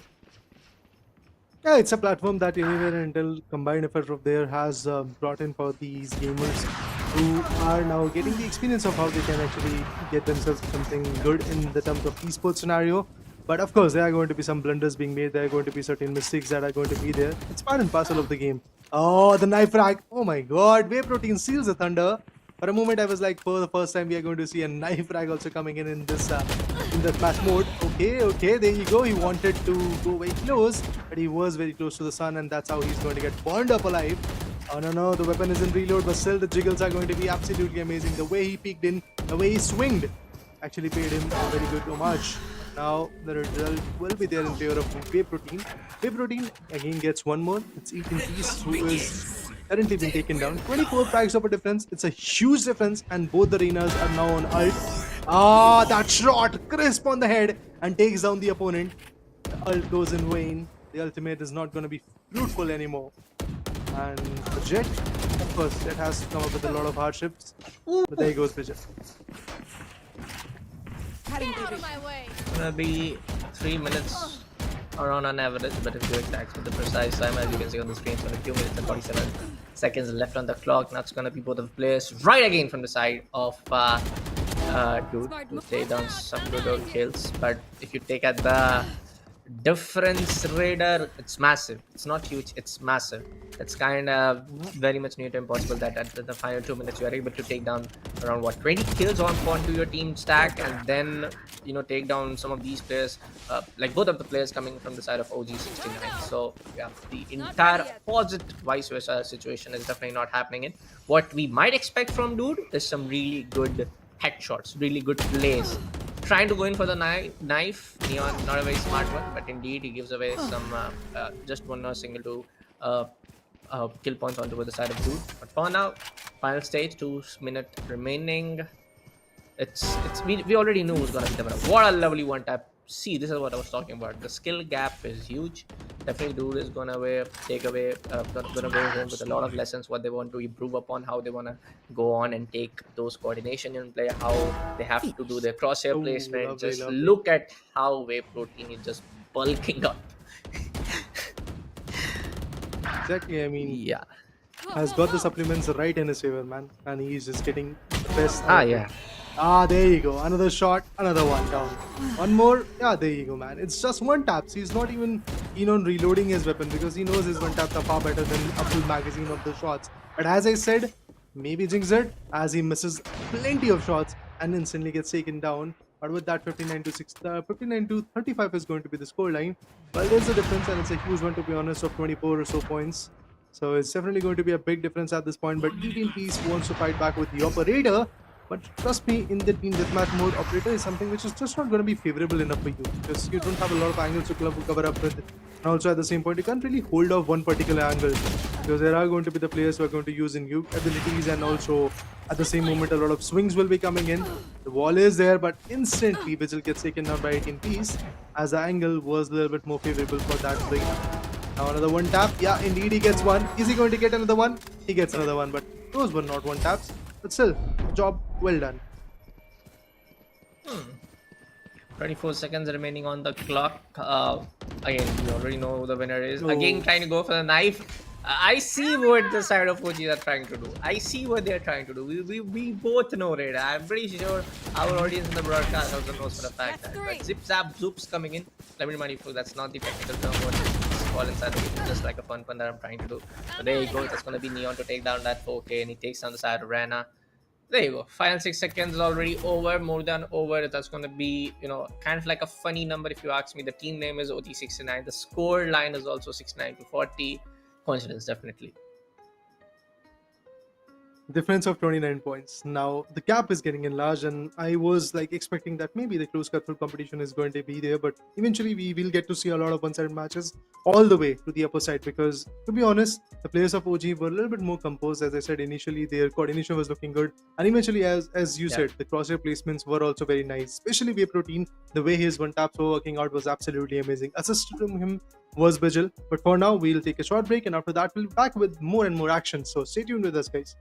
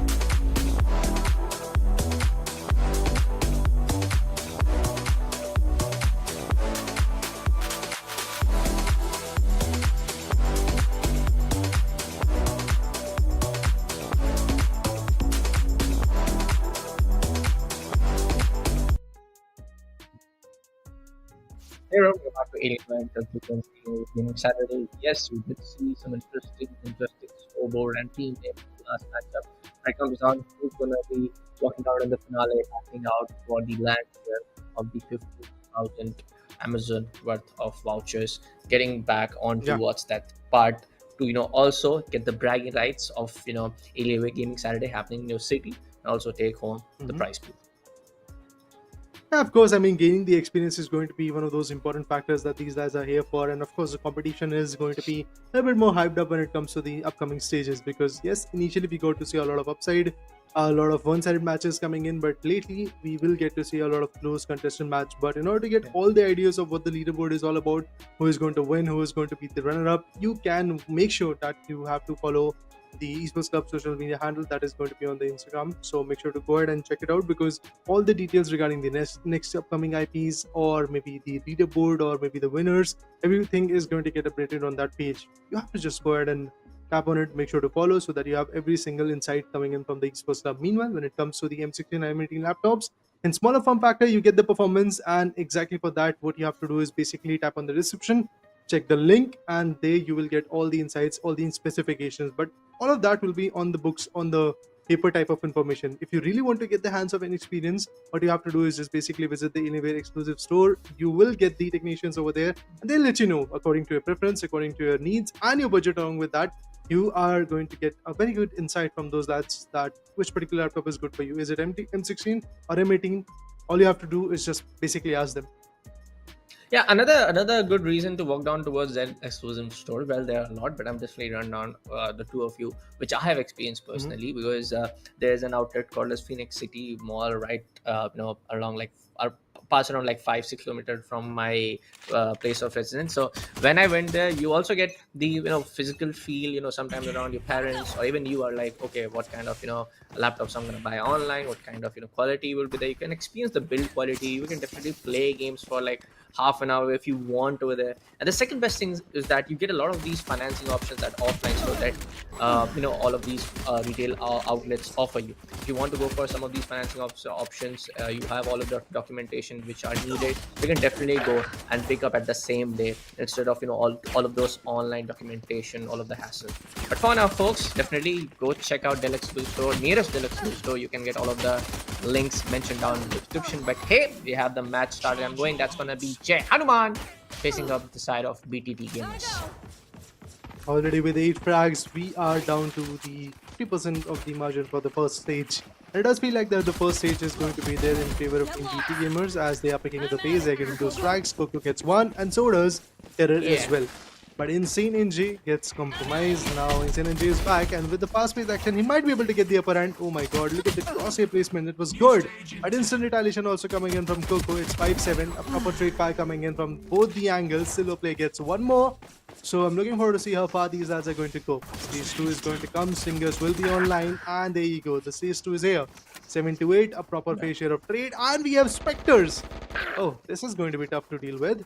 Spectre, whenever it is in your hands, you can feel a little bit more confident. Oh, no. That is a brilliant shot coming in from Silver Player. He gets one down, but instant trade from Terror as well. BT Gamers still at large and still at lead. Well, let's see what's going to be the play coming in from the side of Jet teams. But for now, BTT Gamers are definitely able to get a couple of kills on towards their side, and that's going to be resulting in a differentiating factor from these two folks. So, gets on the side of Silver Play, Insane NJ. Probably that's an abbreviation for Insane Ninja, if I'm not wrong, but that's going to be no ninja play coming in from this Neon as Coco takes her down. That's going to be Silver Play coming right back up for the retaliation, and for that trade game on point, that's going to be Reina coming in from the side of BTT. Well, 11 to 15. Now the Singers are back working out, and as we can see, the lead is still there with the players of BT Gamers. And one is struggling at this point. They have not got any upper hand, to be honest. But lately, I believe, in the later part, we might get to see that upper hand once the Vandals and Phantoms will be online. Currently, Ares has been chosen, and Coco missed a lot of shots, and he had to pay the price with his HP, with his life, and that's exactly what happened. Now, FTW Terror is still picking up the pace. Oh no, look at this. The overdrive, the ultimate coming in from Coco is going to be beneficial enough. They get one frag. Can they get more? That's the big question coming in at this point. He gets one. Well, there you go, Coco. whiffing a lot, but still getting the job done. So it's a good thing that they're still getting all those leads in their favor. Oh no! This can be the downfall of Coco, but Coco still survives. Few more seconds of ult is remaining. Running low. Wants to make sure that he gets one more at least, so that he has the upper hand, or should I say, his team has upper hand. Oh my God, there is definitely a very big lead at this point, and it's of 9 points. Empress is online. Maybe from here the game will change. Gets one done, and go for the next one. Let's see if he's going to spot him. Oh no! A retaliation from Silver player. Bulldog versus Bulldog. Empress versus Reina, and it was BT Gamers who takes the upper hand. Well, let's see what's gonna be the upcoming play coming in for all of these individuals. But for now, it's gonna be BTD Gamer for the lead and for the win at this particular stage in the stage 3. That's gonna be end of the stage 3 in a few seconds. There you guys hear the narrative inside the game. That's what we're finally starting off. Zoops getting not connected coming in from the side of Insane Ninja. But for now, Silver player. Most of like there will be someone down below right at it. It's gonna be Coco going down. And there's somebody behind you with the judge. And Silver player doesn't anticipate that and will be going back towards the respawn base. Well, for now the lead is still there for BT Gamers, and they are like pretty sure that they're going to maintain this kind of footing. Oh, some empty shots, but they missed a lot. Khare from the back end comes in with the judge and made sure that Silver player is going to get taken down. But Insane on the other corner comes up with the trade. That's the beauty of both the teams, to be honest. They're trying to come up with the trade fires. Although the fact is there is already a lead of 10 good tries in the favor of BT Gamers, and they are looking forward to make sure that the lead goes in their favor. Look at this, the crossfires, the angles, the information. Every now and then I have to say in the team deathmatch or in any particular game or in any particular mode of Valorant, the team callouts, if you are actually fighting a 2v2 or a 5v5 battle, team callouts have to be there. Individual performance, that's a different thing where your individual skill set and the ability of reflexes and stuff like that are going to count. I think when it comes to a 2v2 or a 5v5 scenario, the team coordination, the callouts, the information relay between both the lads are going to be very important. And I do believe in that terms, definitely it is Team BT Gamers which is doing a great job and making sure that they get tags every now and then. They're making sure that the lead is there with them. And now that lead is of 15 amazing tags. It's a good lead. That's 3. Well, let's see. So that takes down the side of the other guy, and that's going to be Coco coming with a 4K back to back. No, the team J is not able to stand any strong chance, and comes in trying to go for the ball bang on towards the side of Silver player. But for now, it's going to be going down. They're trying to terrorize all the corners possible, and that's going to be Odin right there coming for the play. Shree goes in, connects. Want to use the dismissal, but not really on point. The difference is now pretty useful, and we know for a fact that where it's gonna end up. We know it. We know. I am pretty sure the audience know. Who are regularly watching in Alienware Saturday's broadcast, regularly connecting with us. We know where this is going to go. Well, the lead is there with BT Gamers, and I truly believe that they might be able to bag it out. As I said in the previous game as well, the coordination, the callouts factor definitely looks good in their favor. Oh no, the audio cues were there. Was able to establish the right connection, but Coco retaliates and takes down Insane and J as well. Interesting picks, interesting choice of weaponries as well.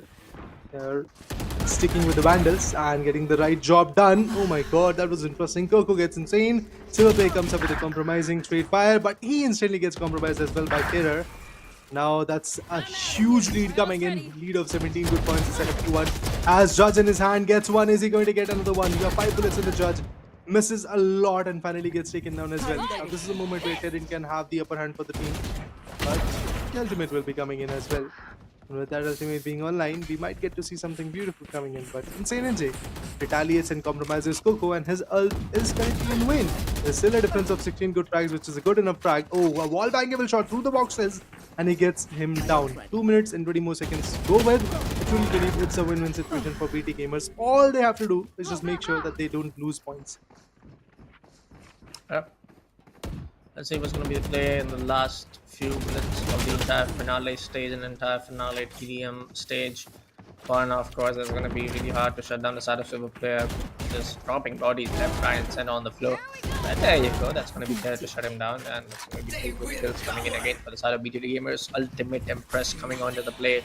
Leah goes through the wall, trying to anticipate some more kills. Neon gets right on part of the wall, but he comes back swinging to take down Reina. That's going to be 42 to 57. The final 1 minute and 43 seconds left out of the timer as I speak right now. But for now, still on towards the same pathway there. I might say again a huge whip from both sides. Go, go, But go. in the end, it's going to be Silver player to dodge it out. 14 points for frag.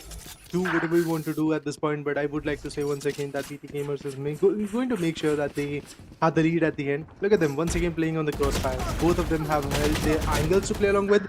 Neon wanted to go up and but eventually Coco was able to completely terrorize him, shut him down, and Terror on the other corner also come up with the same effect. But Coco actually went a little bit more up close with the judge, was able to take one down, but instantly the trade comes in, and this time Coco is going to retaliate and pick up the pace again. Neon versus Neon. Insane gets it done. Insanely amazing performance coming in. Still a difference of massive 18 frags. It is just improving. It is just increasing every now and then. We are going to see a lot of upper hands coming in from the players of BT Gamers now. It's just last how many seconds? 30 seconds or so? That's what you have got in 30 seconds, getting approximately 16 frags in your favor, making sure that the opponent does not get any. It's going to be a big challenge, and as we can see, the players are overstepping. They're trying to move in. The Lear worked out fluently, but the Reina had lower amount of HP, so she did not swing. Wise decision, but eventually those decisions should have came a little bit more early, because currently it's pretty much done and dusted for this game. Pretty much done and dusted. 70 to 53, maybe 71, 72. Might be the case for a 71. The Ego Terror takes on the side of Insane Ninja right at the end. And that's going to be the final stage and the final score. That's going to be 71 to 54. That's going to be BTT Gamers defeating the side of the team named as Jai Hanuman. Well, beautiful comeback to be honest, and that's what we were really expecting. Like, if you remember that BT Gamers was trying to come up on the upper hand, but they were struggling initially in the first two stages, but in the later part we got to see them. Absolutely amazing performance was there from the corner, be it from the Bulldog or the Vandals. Even the Phantom was also used a lot. There were certain moments where they whipped, both the teams to be honest missed and whipped a lot. But then again, it's all about how many times you are consistent, how much of a call out, how much of a information you are relaying with your teammate, and how can you enact on the plan or blueprint that you have created in your minds before joining the game. And that's exactly what Team BTT Gamers did. Now they have got the lead, they have got the upper hand. We have to see what happens next. But for that, a short break will be coming in.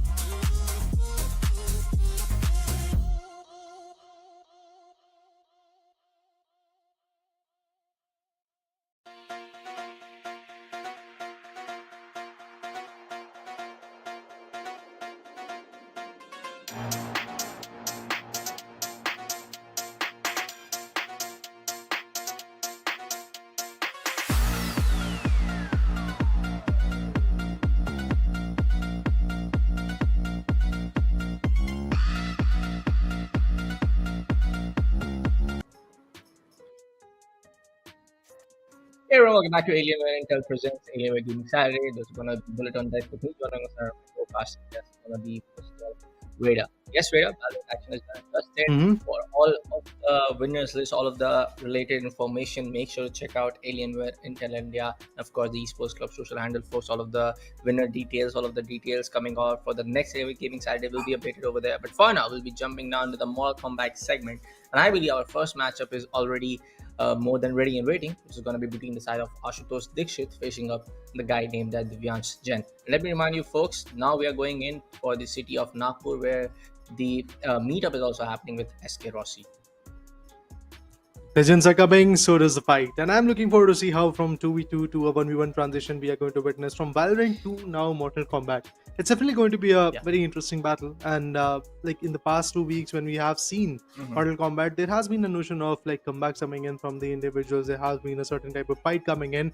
But talking about the characters, to be honest, that's where people have actually got a very big upset, to be honest, because those characters who can be like a little bit far away from the harm's way and then eventually go for the fights a little bit more beneficial, because then again, remember, the competition is there between two of those individuals who are maybe not that experienced. One might be experienced, one might not be the experience. So being up close, like characters like Jin or Paul can definitely be very, very challenging, and these characters can be definitely hefty to fight against with. But I'm looking forward to see how Mortal Kombat action is going to go, which particular characters are going to be there, and apart from that, how the game goes on. But even before that, let's talk about the prize pool. The stakes are absolutely interesting. We have not just the bragging rights of winning Daily Gaming Saturdays, but apart from that, a total prize pool of 15,000 rupees worth of Amazon vouchers is also going to be there, where the champions are going to get 10,000 rupees worth of Amazon voucher, and the runner-up is going to get 5,000 rupees worth of Amazon voucher as well. So if you are there in the finale, you get a chunk of this.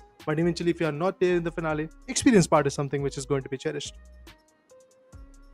Let's see what's gonna be the action coming in. I'm really interesting and really excited to see what kind of the characters that we see. And of course, when you talk about the side of Mortal Kombat 11, the story has changed a lot. It's kind of the story that which has been very, if you say, resembling towards Mortal Kombat 9 and 10 combined universes. But yes, if you want to play Mortal Kombat 11, it's definitely one that I can recommend if you are a big fan of a fighting game genre. But yes, folks, as Rita said earlier, when you place down the first, because it's a 1v1 game, you get 10,000 rupees worth of Amazon vouchers, and if you place on second, you lost the finale, you get 5k worth of Amazon vouchers in Indian rupees. So it's a win-win situation, to be honest. You get the experience, and if you are there in the finale, you get the money as well. You get the Amazon vouchers as well, which is again going to be in turn very beneficial for you guys, so that you can purchase the Alienware hardwares, for example, the gaming keyboard mouse combination or the headphone that you really want to go with. But other than that, guys, I would once again like to drag your attention towards the M18 and M1816 laptops coming in from Alienware. This is the newest in line of laptops that Alienware has to offer, and at the same point, in the smaller form factor, the performance is something which is going to be on par. It will never be like one of those situations where you'll be like, nah, I'm playing on a laptop. It is again going to be one of those laptops which is going to give you a performance of a desktop. That means the power pack performance is going to be there, but it is in turn going to be a laptop for sure. So guys, all you have to do is just open the Google Maps, tap on it, and eventually search the nearest Alienware exclusive store. Visit it. Alienware experts will let you know that which laptop is good enough for you. Even if you are a gamer, or if you are just an enthusiast who is just consuming the multimedia, or a programmer or a coder, you can cherish this laptop at all. So make sure to go ahead and check it out, guys. Definitely, and like I said earlier when we were talking about the Dell exclusive store, when we were casting the earlier Valorant matchup, it's actually better that you walk into the one of the Dell exclusive store located nearby you. You go out, check out the devices, especially the Alienware M18 and M16 line of laptops. It's available at all of the exclusive store. Again, if there are any details that we're missing, of course you can check in the link in the description mentioned down in the below. But yes, it's always better to get a hands-on, get a physical feel, test what kind of games you want to play upon. Of course, this beast can run anything which you throw at, whether it's be After Effects, whether it be Blender, whether it be Maya, anything that you want to throw this bad boy at. But of course, you also get the financing options really and steadily available without no hassle of uploading all of the documents online. You just need to go over there, ask what kind of finance options available, or there are multiple partners, and definitely you can also avail that. But also comes on the part that yes, you're here for the games. You're just waiting in from the production side when we can expect to see those games. But again, if I want to ask you, Rada, we have seen comparatively to Valorant, of course, that's a 2v2 action going on, and I don't know why I'm comparing it, but yes, that one is a FPS, one is a fighting genre, but we have seen more close battles, more close matches compare in Mortal Kombat when we compare to Valorant 2v2 action. But if I want to ask you, are you expecting a one-sided affair in these BO5s and BO3s, or are we expecting a straight up domination from your side? I mean, initially, yes, I do expect that we are going to see a one-sided domination. But yeah, in the later parts, in the later stages, maybe something different will be happening. But currently, let's talk about the combinations of characters. We have Scorpion and Rated combination coming in from the left side, and on the right side, we have Kung Lao and Frost. Frost, again, a very interesting character, but then again, Kung Lao is even better. Look at those hefty shots coming in. That's amazing. Even Scorpion combination is working out. Frost on the other corner is going to help a lot. It does feel like that the jabs and the uppercuts are going to work out. A lot of high moves are coming. Oh, a nice dodge, to be honest. That's absolutely amazing. But the shots were not connecting initially. Finally it is, and Frost goes in with some big hits as well. Yeah, let's see what's going to be the upcoming play coming in, or coming in the moves coming in from both of these individuals. That's going to be Kung Lao taking a lot of hits compared to what electrifying combos that you're seeing in from the side of Raiden. 4 seconds left for this particular round. Scorpions comes down with the allies assist. But for now, there's going to be some really good counters from both sides. But for now, that can be the fatal blow getting triggered, and yes, it might get triggered properly with the duo combo initialized with the Frost combined, and this might be it. Another hit to the ground for 200 more HP depleted, and there you go. The first round goes in the favor of Kung Lao and Frost.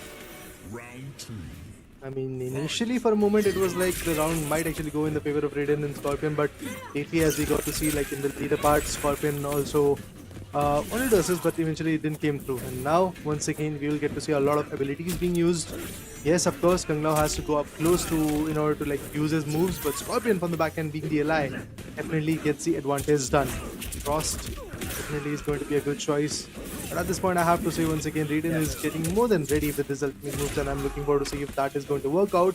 Absolutely amazing play coming from Kung Lao, staying far away but still getting the right output. But this shot right on the chest, a beautiful swivel kick coming in. That was amazing. Low uppercuts coming in. Frost with the frosty bite, and there you go. Some beautiful punches, but it's pretty interesting how Kung Lao is just jumping around over there and eventually just defying all those hefty moves that are coming in from Raiden, and all of those moves are just getting missed. It's a good approach. A good approach coming in, but compared to the previous round in this particular matchup, we did saw Kung Lao and Frost taking a lot of damage coming in from the side of Raiden and Scorpion, but this is not the case. Kung Lao is able to counter and evade all of the moves coming in from the side of Raiden and Scorpion. This time around, Scorpion combo is definitely not working out for both for the side of Raiden and Scorpion. But for now, another good combo might get triggered, and evade will be there. And this is what I was talking about. Kung Lao is just able to show how it's done when it comes to just dodging all of the attacks coming in from the side of Raiden. So it's going to be really hard, and there you go. The second round is already more than over. The third round is already going into favor of Kung Lao and Frost. I believe we have a winner in this particular matchup. Yeah, we have a winner. Yeah, Kung Lao is going to win. There's no second chances that you can get. Of course, there was a second round where the second chance was there for Raiden and Scorpion combination. It did work out, guys. It happens, and that's exactly what we predicted initially as well, that the initial stage of the competition is definitely going to be close, contested, and a well-fought fight is going to be there. But in the later part, we might actually get to see some close cutthroat competition. For now, we have a clear winner. It's Kung Lao combination that was there, which was absolutely amazing. Now, I'm looking forward to see what happens in the next few games, because again, as the game goes on, we'll get the gist of what Nagpur has to offer us when it comes to Mortal Kombat 1v1 action. We might see Baraka, we might see the King guy, we might see some of the other guys which are back. They were not in Mortal Kombat 9, they were also not there in Mortal Kombat 10, not even in the Mortal Kombat 11, the expansion DLC version which came after Mortal Kombat 10. But I do believe we have some of those extra characters that has been added after DLC was released back in the latest update, I guess in the March patch. I'm not really sure, but yes, I'm looking forward to Scorpion combo, of course. I'm looking forward to Raiden combos. I'm looking forward to all of the OG and vanilla agent Sorry, characters, not agent. This is what happens when you cast a lot and play a lot of Agents. I Valorant. mean, Though. you're still there with Apologies, Valorant, folks. huh? Yes, yeah, my head is still stuck on how I'm gonna climb up my rank. But anyways, jokes apart, I know Trader is gonna throw a pun at me yet again. But yeah, jokes apart. Of course, I'm looking forward on how we can see some more evolved and improved character which have been introduced in the game, and maybe we can get some few of those kind of unseen combos that has been not utilized and used in the Alienware Gaming Yeah, Saturdays. interesting. I mean, we have not seen Kenshi Takashi yet. Johnny Cage is not here. I mean, if I'm not wrong, on the first We did week saw of Johnny Mortal Cage. Kombat Action, we Yeah. got to see Johnny Cage as, but that's not one of those Yeah. often combination that we usually see. Liu Kang and eventually, of course, Kung Lao. That's what we have seen a lot. Raiden is again a newer choice, kind of a newer size. Kung Lao and Liu Kang has been there for a lot of matches. We have seen these two characters being chosen a lot. Of course, all thanks to the abilities that these lads have, the combination that they can come up with. And for that reason, Yeah. I do believe that once again we might actually get to see either Kung Lao or Liu Kang coming in the next Yeah. particular matchup. But as you rightly said, Bullet, that we want to see some new combination. Maybe Melina, maybe Kitana coming into the picture. Scorpion, again, one of those OG characters from the get-go. I absolutely love him, and eventually we will get to see, if we will get to see in the game, that would be again a very interesting moment, because it's one thing to play and it's another thing to watch another guy playing, and if he's good at it, I just might enjoy the game.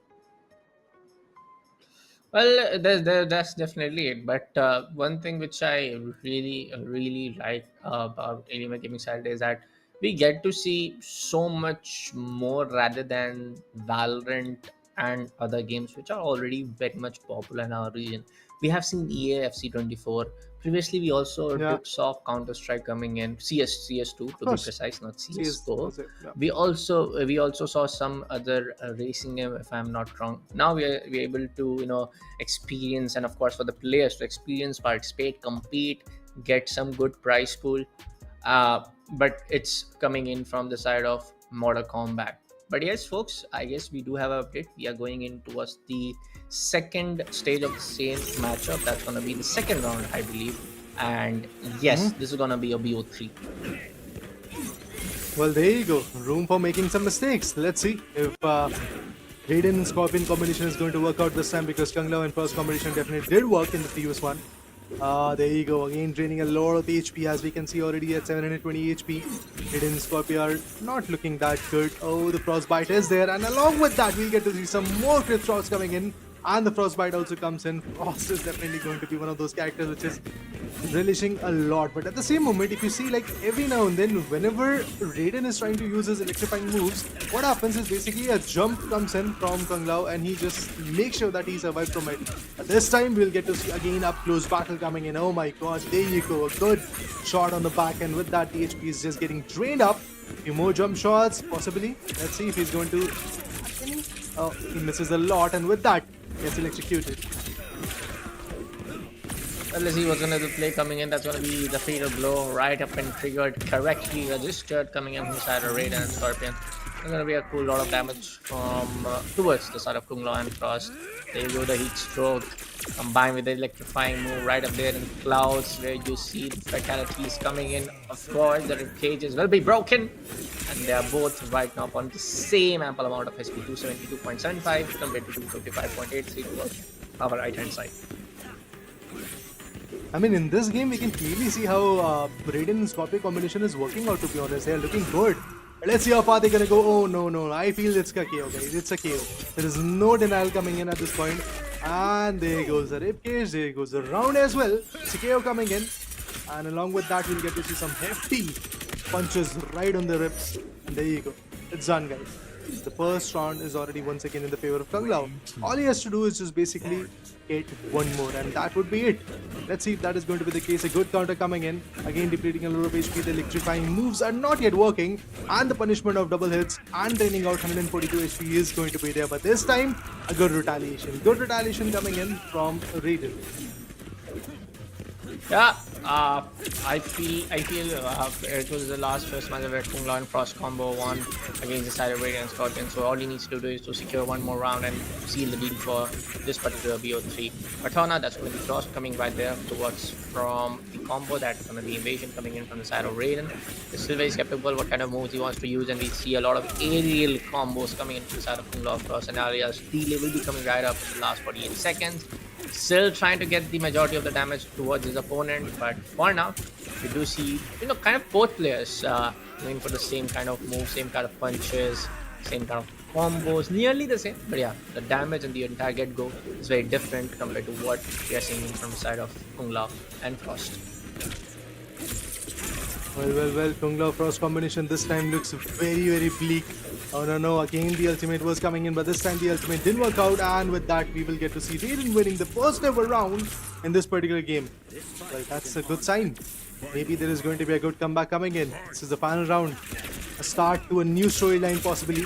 Let's see what happens. Oh, initially we get to see Kung Lao getting once again depleted a lot with the amount of HPs. His rapid moves or his repetitive moves are not yet working out in this particular matchup. As we can see, both of them are trying to grab and get some good damages. Oh, but this time we will get to see some beautiful moves being delivered.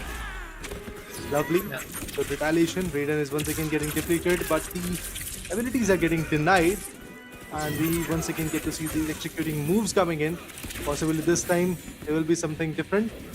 Kung Lao Frost, pretty much same combination coming in from Raiden and Kung Lao as well. Like both of them are trying to survive, both of them knows that either it's a make or break type of situation coming in. Remember guys, if Raiden wins, there will be the third game of this particular whole matchup. But if Kung Lao wins this one, it will be the end. Frostbite and Kudos Kick coming in. Definitely depletes a lot of HP, but once again the electrocutes are going to be there. Let's see what's going to be the upcoming play from the side of Raiden and Scorpion. Both of the players have secured this particular round 1-1 on both sides for this particular BO3. That's going to be the second best of two matchup between these two folks. If Kung Lao Frost is able to do it, that's going to be the sealed deal for him for this individual matchup. But right now it's going to be really hard for Kung Lao and Frost not evade and take that 50 counter of damage. Needs to put up a strong evasive moves combined with the combo effort. Not going to happen. And that's going to be Raiden and Scorpion going to take away the second matchup from the get-go. Yeah. One game in the favor of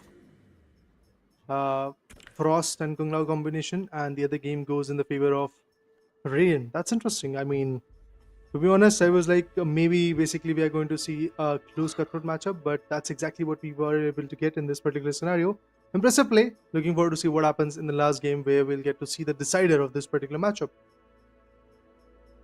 Yep, it's still not done and dusted, folks. It's still we have one more matchup left out from the entire BO3 to decide whether it's gonna be the side of the player picking up Raiden and Scorpion, or whether it's gonna be Kung Lao facing left on towards our screen. But right now, the referee comes down to the part that they both have to go up till the end. They have to give their best shot to qualify for the second stage. I can clearly see that from the second game there is a sense of precaution coming in from Raiden. I mean, he's not letting it go that easily. He knows what he has to do. He's staying far away from the harm's way and still getting the attacks, and that's a good scenario. Kana coming in from Scorpion. Frostbite will be there along with the swivel kick right in the ribs. Leading a lot of HP, but there you go. Kung Lao wants to fight back. Gaining a good amount of HP. 611 HP is where Raiden is sitting at. Of course, but at the same moment, look at those grappling movesets that are being cherished. Interesting jump shots being delivered. Frost again goes in, but was unable to be that fruitful. But this time, of course, electrocutes will be working out and depleting a lot of HP. 6 hits all together in a single moveset. That's amazing. Oh my god, a beautiful, beautiful bash through the ribs. What is happening? Jumping all in the air, trying to take some hefty shots. It still feels like Kung Lao is actually on the lower note in this particular matchup.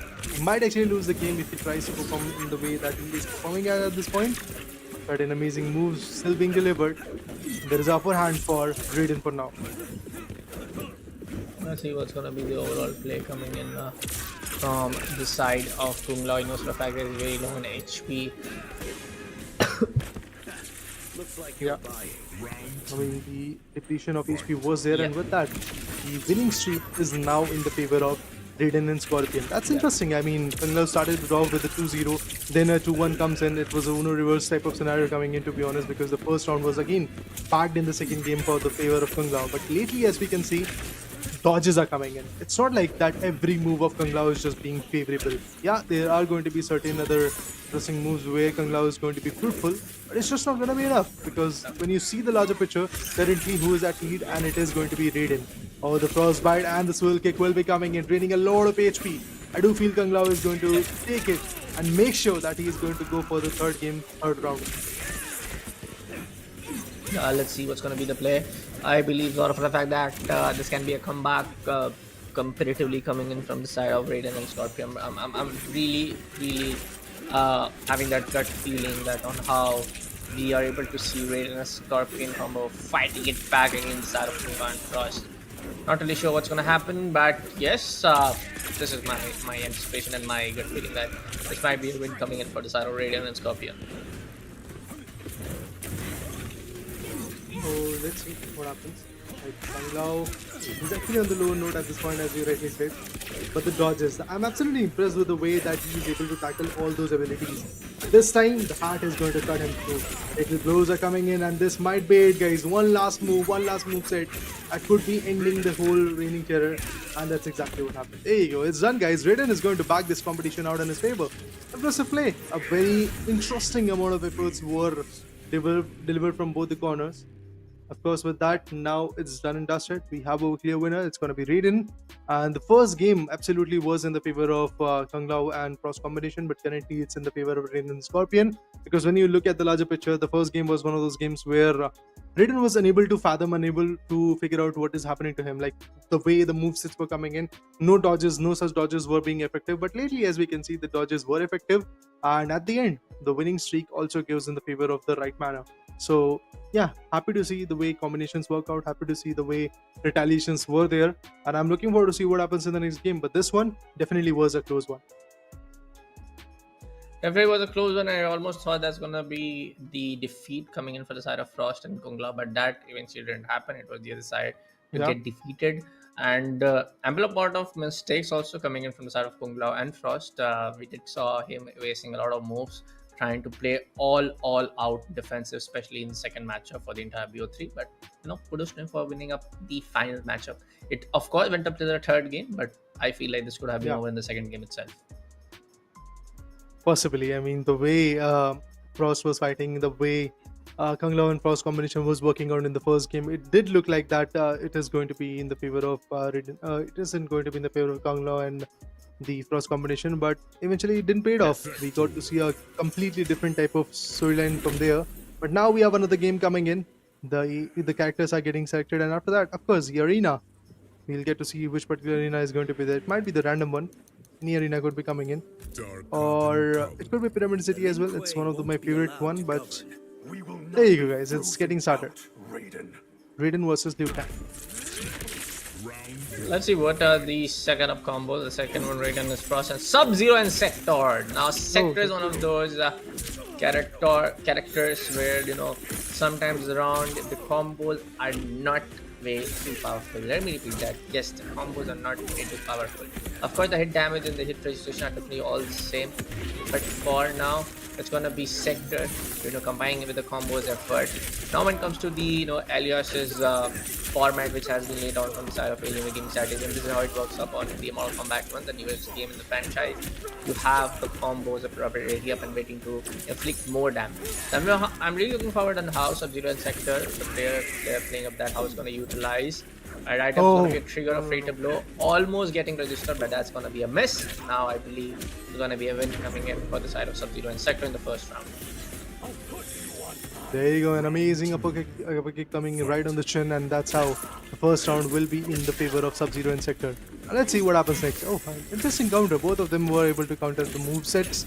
Apparently, of course, we get to see Raiden trying to corner Sub-Zero. That's exactly what happened in the previous game as well. But cornering him, is it going to be beneficial? That's what I'm looking forward to.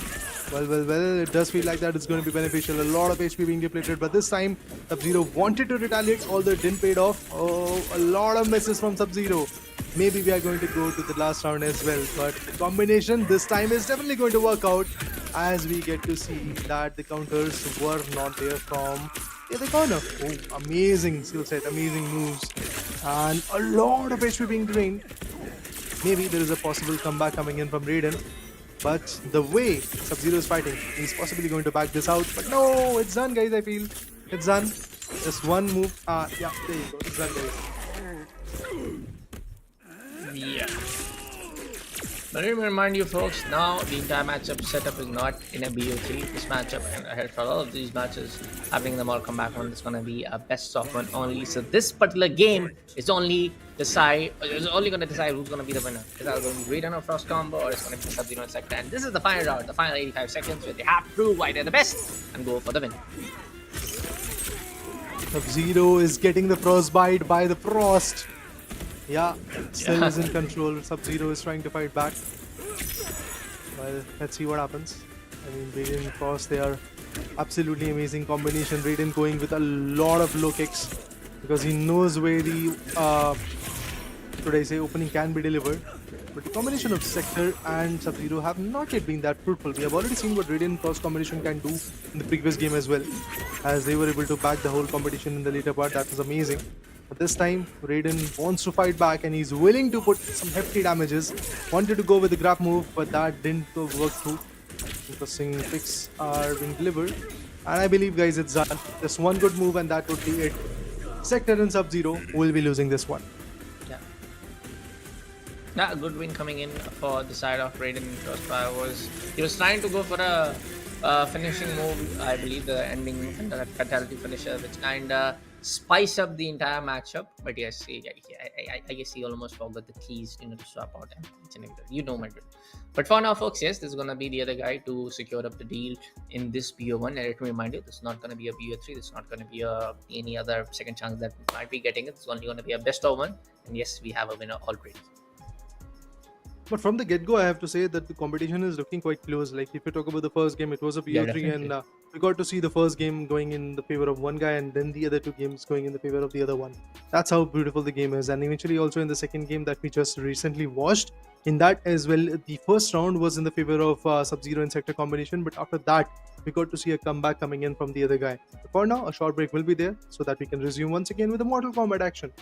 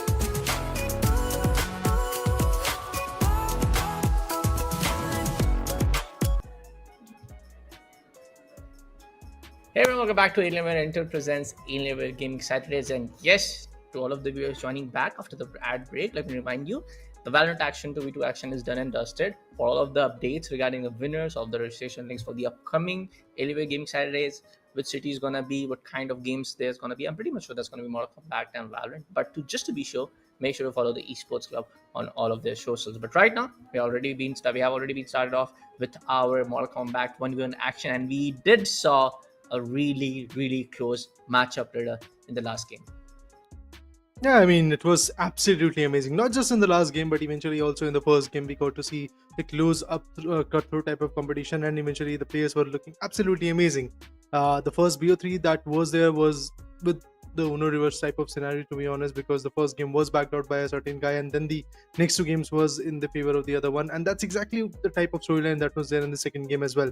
We got to see initially Sector and Sub-Zero combination working out. It was that combination which backed out the first round of that particular game, but then eventually the next two games were in the favor of Liu Kang. So it was very interesting, not Liu Kang but Raiden and Frost combination was there in the second game, and we got to see them winning the competition out. But currently up next we have Shaon versus Aditya, I believe, and we are pretty keen on seeing how this game goes on, because remember guys, it's going to be a BO1, no room of making mistakes. Of course, in that game you have the room of making mistake because you have 3 rounds. If you are able to lose one round, then you have to back out the next 2 rounds. If you are able to win one, then lose one, you have to make sure that you are going to win the third round as well in your favor. So it's going to be a pretty interesting competition, that's for sure, because from the get-go of this day, we have seen completely one-sided games as well in terms of Valorant, and also close cutthroat matches in terms of Mortal Kombat as well. So I'm looking forward to see how the third game of Mortal Kombat gets started. Of course, there's going to be the next matchup. It's going to be Shaon facing up the side of Aditya. Yes, we have the confirmation right up from our admins present on the on-ground for this Alienware Gaming Saturday as well. We are on camera, Raider.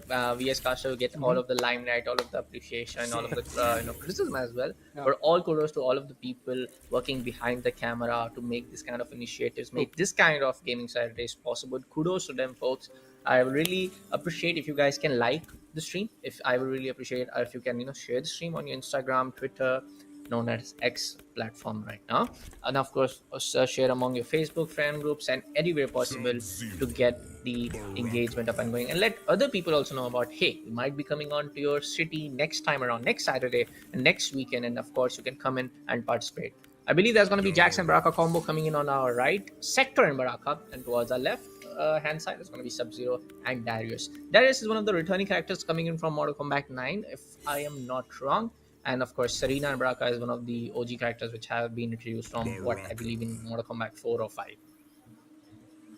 Well, the characters have been chosen. Now it's all about how they're going to play in this beautiful map. That's what we really want to need. That's what we really want to know at this point. So I'm looking forward to see how the game goes on. What kind of upper hand will be there from the amazing individuals. Let's see how the lead will be there. Shaon and Aditya, both of them are here. And of course, guys, the golden prize is bagging the finale in your favor. If you are there in the finals, you already are a winner, to be honest, because either you are going to win 5,000 rupees worth of Amazon voucher or 10,000 rupees worth of Amazon voucher, depending on which particular placement you have. But once again, the character selection will be there.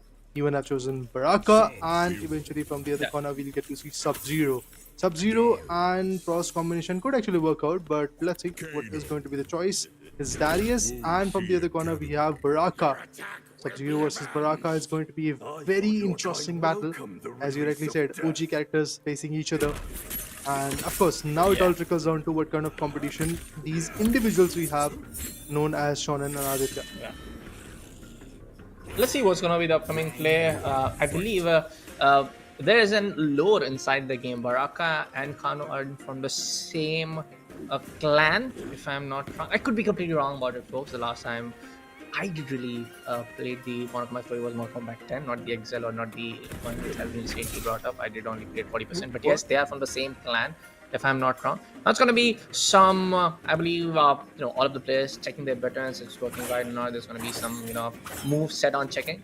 We have done this in our childhood, Raider. We have done this. You'll wait for a second. Let me check my buttons. Let me check my moves and combos, and let's get started. It's the same thing happening there. See, man, you get 60 seconds in every single round, so you want to be for sure confirmed that everything is working out. So for that reason, definitely those things are going to happen. But currently, Baraka is just taking the upper hand. There are a lot of uppercuts coming in also. Torso is getting ripped apart by Baraka, but there is some hefty moves coming in from Sub-Zero as well.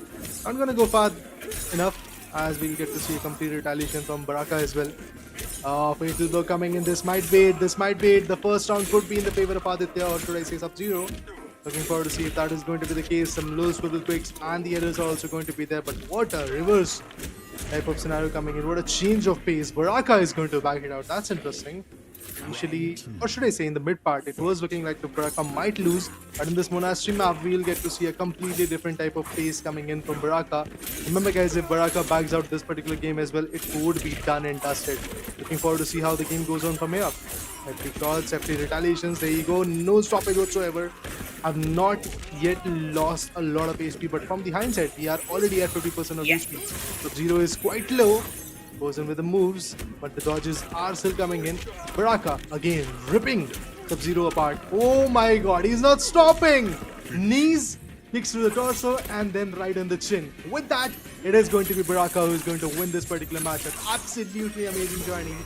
Was expecting a close cutthroat matchup, but that is not the case. We are going to get a completely one-sided domination, and even before like 2 to 3 minutes have passed, we have a winner. It's going to be Baraka. That was quick.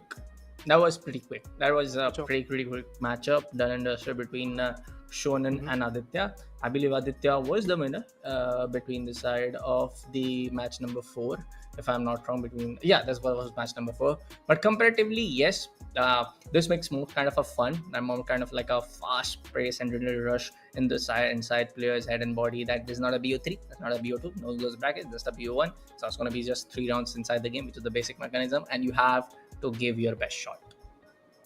Yeah, you just get one single chance, and of course in every particular game you have 3 rounds. And as I said earlier as well, before going into the third game that we just witnessed, it's basically if you have the upper hand, you have to maintain that consistency in the next few rounds as well. The first game was a BO3. We got to see a completely different pace of game in that. Second game, it was again one of those games where the close cutthroat competition was there. But now this third game, it was a completely game changer. Shaon and Aditya, both of these lads were fighting. The character choices were made. We got to see Sector and other combinations also being coming into the picture. But Baraka and Sub-Zero at the end, Baraka is the one which is going to cherish that victory. The particular next match is also going to be there very soon. Let's talk about the matchup that we're going to witness. Linx. So it is going to be Anirudh versus Linx. That's interesting. Let's see what choices they do make in the game. Well, I feel another good old OG combo. I really appreciate the fact that we did got to see a Sector and Baraka. I really appreciate the fact that we did saw Serena coming in. But the kind of moves, the kind of those close call, between those HP bar left up, I was hoping to see that. That was last match was really quick and tidy coming up from the winning player. But yes, in the upcoming matchup, it's gonna be Anirudh versus Linx. It's gonna be somewhere around. Let's see what's gonna be the picks of those characters coming in for this 1v1 Mortal Kombat 1 matchup. We have to see, guys, the matchups are going to be a little bit more different at this point as Linx is playing the Valorant finals. So remember, guys, we have 2 different games, Valorant 2v2, and also along with that we have Mortal Kombat 1 as well. Mortal Kombat 1 is the one game that we are streaming currently, but of course we have already seen, if I'm not wrong, 7 to 8 matches of Valorant 2v2 as well, and they were absolutely amazing. We saw what happened in Hubballi, and currently we have to see what happens in Nagpur. The first 3 games, again, the first 2 games were close, cutthroat, and very, very intriguing to watch. But eventually, the third game was kind of a upset for me personally, because I was expecting a lot of amazing close cutthroat matches in this particular scenario as well. But that didn't come through. We got to see a completely one-sided domination coming in this game. But currently waiting on to see what happens in the game number 4.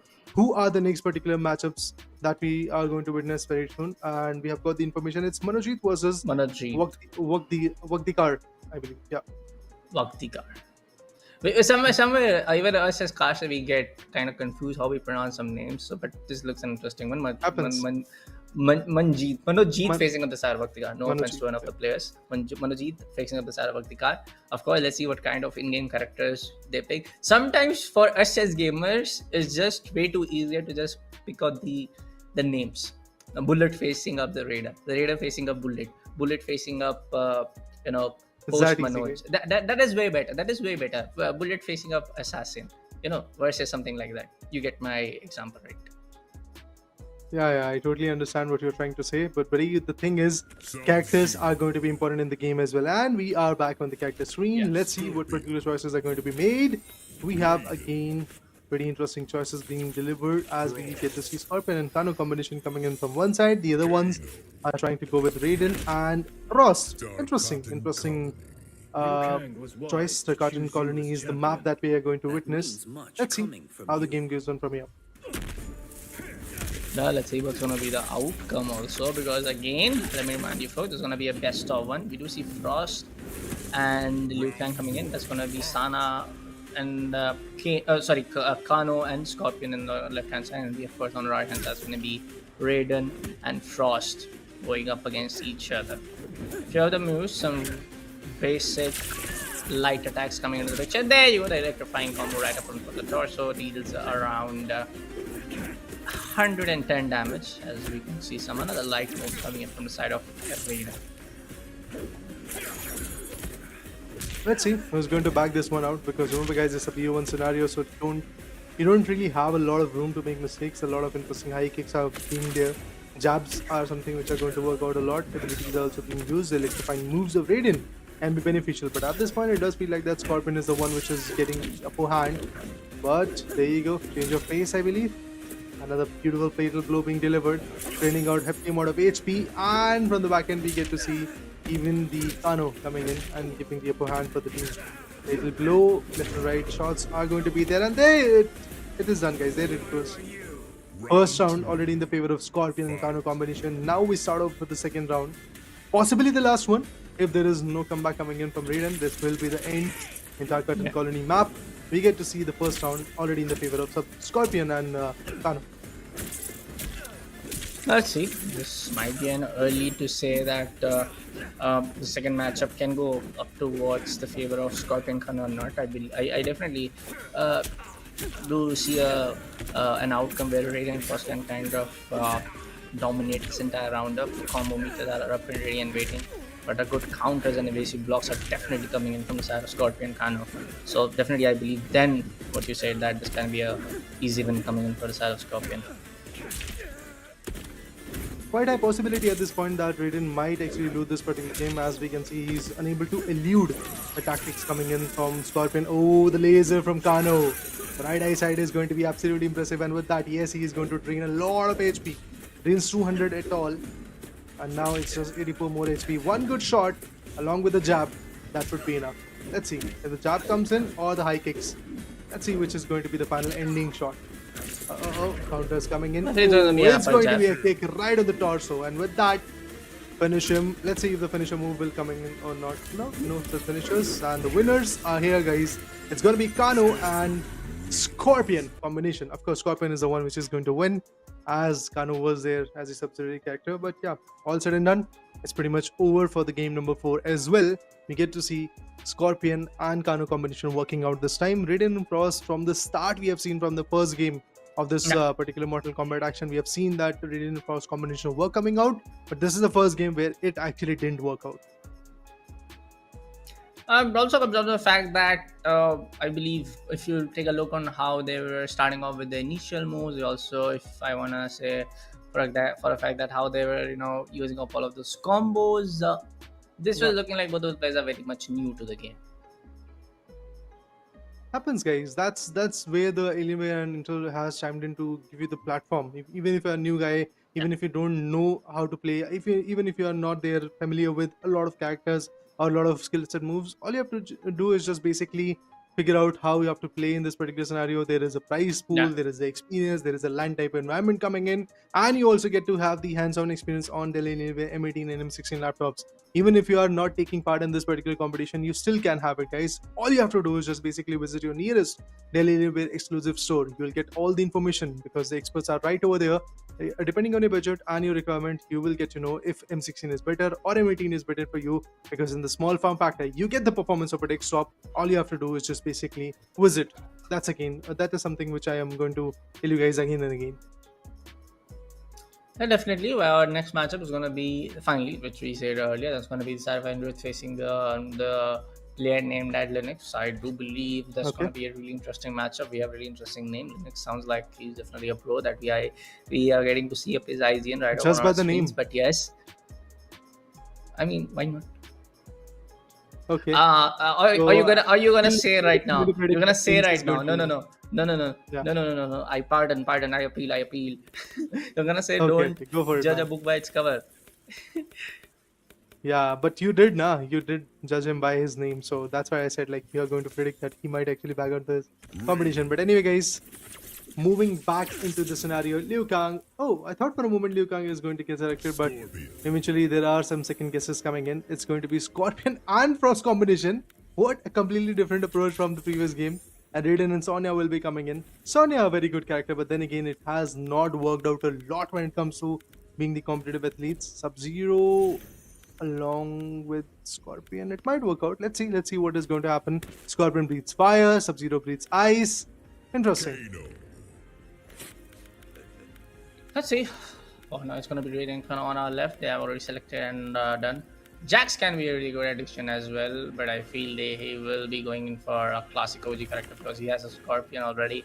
He might go for the other Tremor. Now Tremor is from an alternate universe, who is a replica of Scorpion. That might be a striker. Is not yet confirmed. He's just gonna choose the cameo, the secondary character, which helps down to effectively inflict damage with the combined combos. So that's it. Gonna be the play. Sub-Zero. Scorpion Sub-Zero best.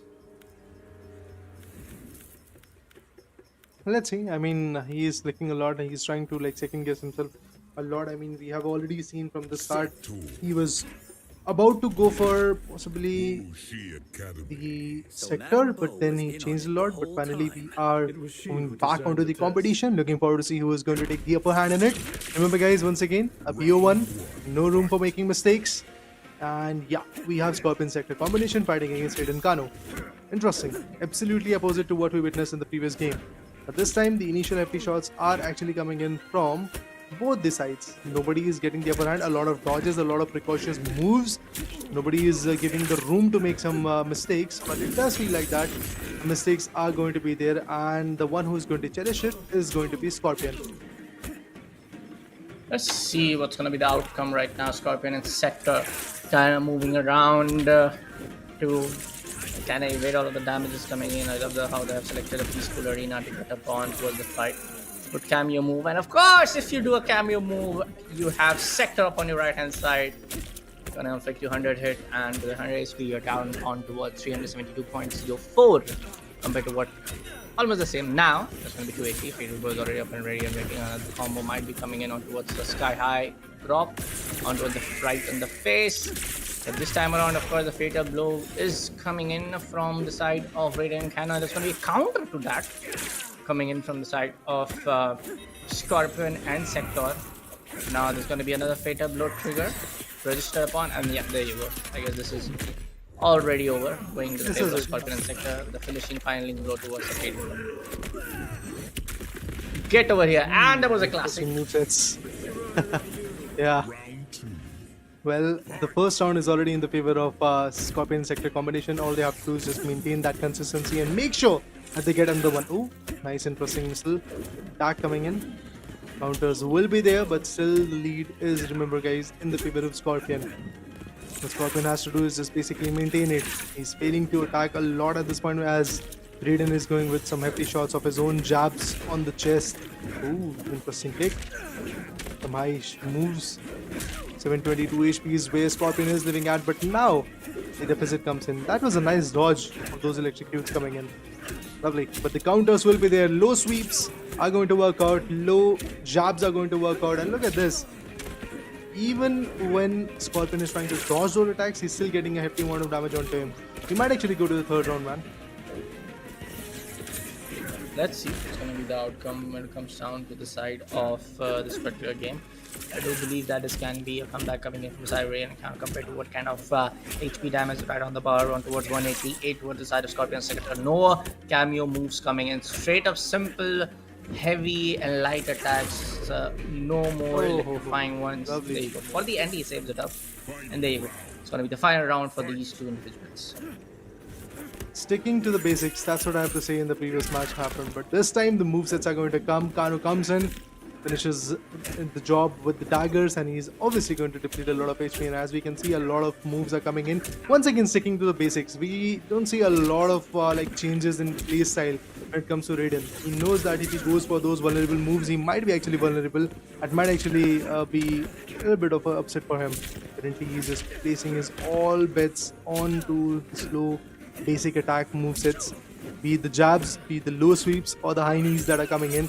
This time, once again, Kano will be coming in with the head burst. But it does feel like that Raiden might actually lose this particular game, as it is looking a close one this time. Let's see. I might not jump into conclusions this yet, but this might be the finishing move that we are waiting to see. But this is not gonna be the finishing mode I expect, because it was a fatal blow. 210 to 230, 40 more. Yeah, it's done almost. There you go. That's gonna be the winner, folks. Scorpion and Raiden and Khan. It all started with Scorpion and the existing character getting the first round, and eventually in the later part we get to see Kano and Raiden working it out. That's absolutely amazing. I mean, a good sense of comeback, a good sense of urgency, and as I said rightly, that they were sticking to the basic moves. They were not exploring a lot. They were not trying to jump here and there and eventually go for high knees or jumps, but they were just going for the low jabs, low sweeps, and it was working out. Scorpion was unable to really retaliate with it, and even the Sub-Zero combination didn't work out at the right moment.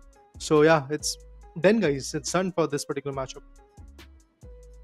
Yeah, we were hoping to see kind of like some more of those combos, more of those combos that we haven't seen in the past when it comes on to Alienware Gaming Saturday. Of those unique characters, of course, some of them which I said earlier, they were definitely picked up by some of these individuals. But yes, of course, sometimes you expect something more, you get kind of disappointed. Well, the expectations were there, to be honest, for me personally, to see a close cutthroat matches, and I'm kind of fulfilled with it, because the first two games were close cutthroat. Then the third game came in where a complete opposite side of scenario comes through, but then after that, the fourth and fifth game again comes up with a close quarter in sight. So I'm going to be very happy with the way these lads played. Of course, the third game was one of those bummers for me, because it was ended like in just 3 minutes. That's all. It was a 2-0 scoreline in a BO1 equation, and that was amazing, the way the players actually took that particular fight. But once again, I have to see the combinations of Raiden and then with Frost has worked out a lot. Although in the fourth game it didn't work out, and this time in the fifth game we got to see Raiden and the other combination along with Kano was there, and after that we got to see even the other combinations. For example, Sub-Zero was there, Scorpion was there. But guys, we have a little update for you. The rest of the games are going to be played offline. Yes, of course, the results will be declared to you guys on the social media handle of the Esports Club, so make sure to follow them on Instagram. Meanwhile, once again, I would like to applaud the efforts from Alienware and Intel for bringing us this amazing IP, Alienware Gaming Saturdays week, where we get to see a lot of interesting cases. But with that, guys, I, Raider, and along with me, Bullet, are going to sign off for today. We'll be seeing you on the next Saturday. Till then, bye-bye, peace out. Thank you for joining us.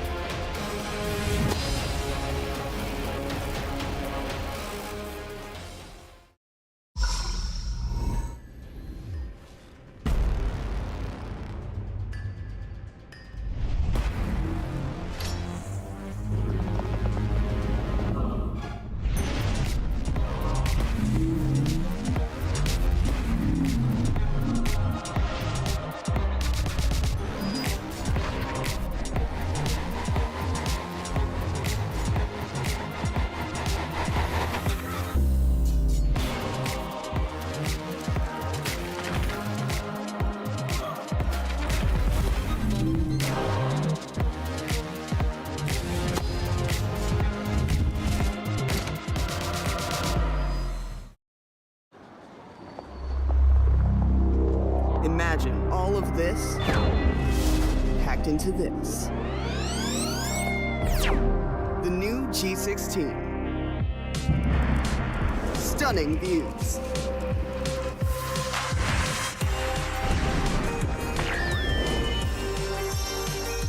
Advanced gaming performance. Top the leaderboard. Stay effortlessly cool.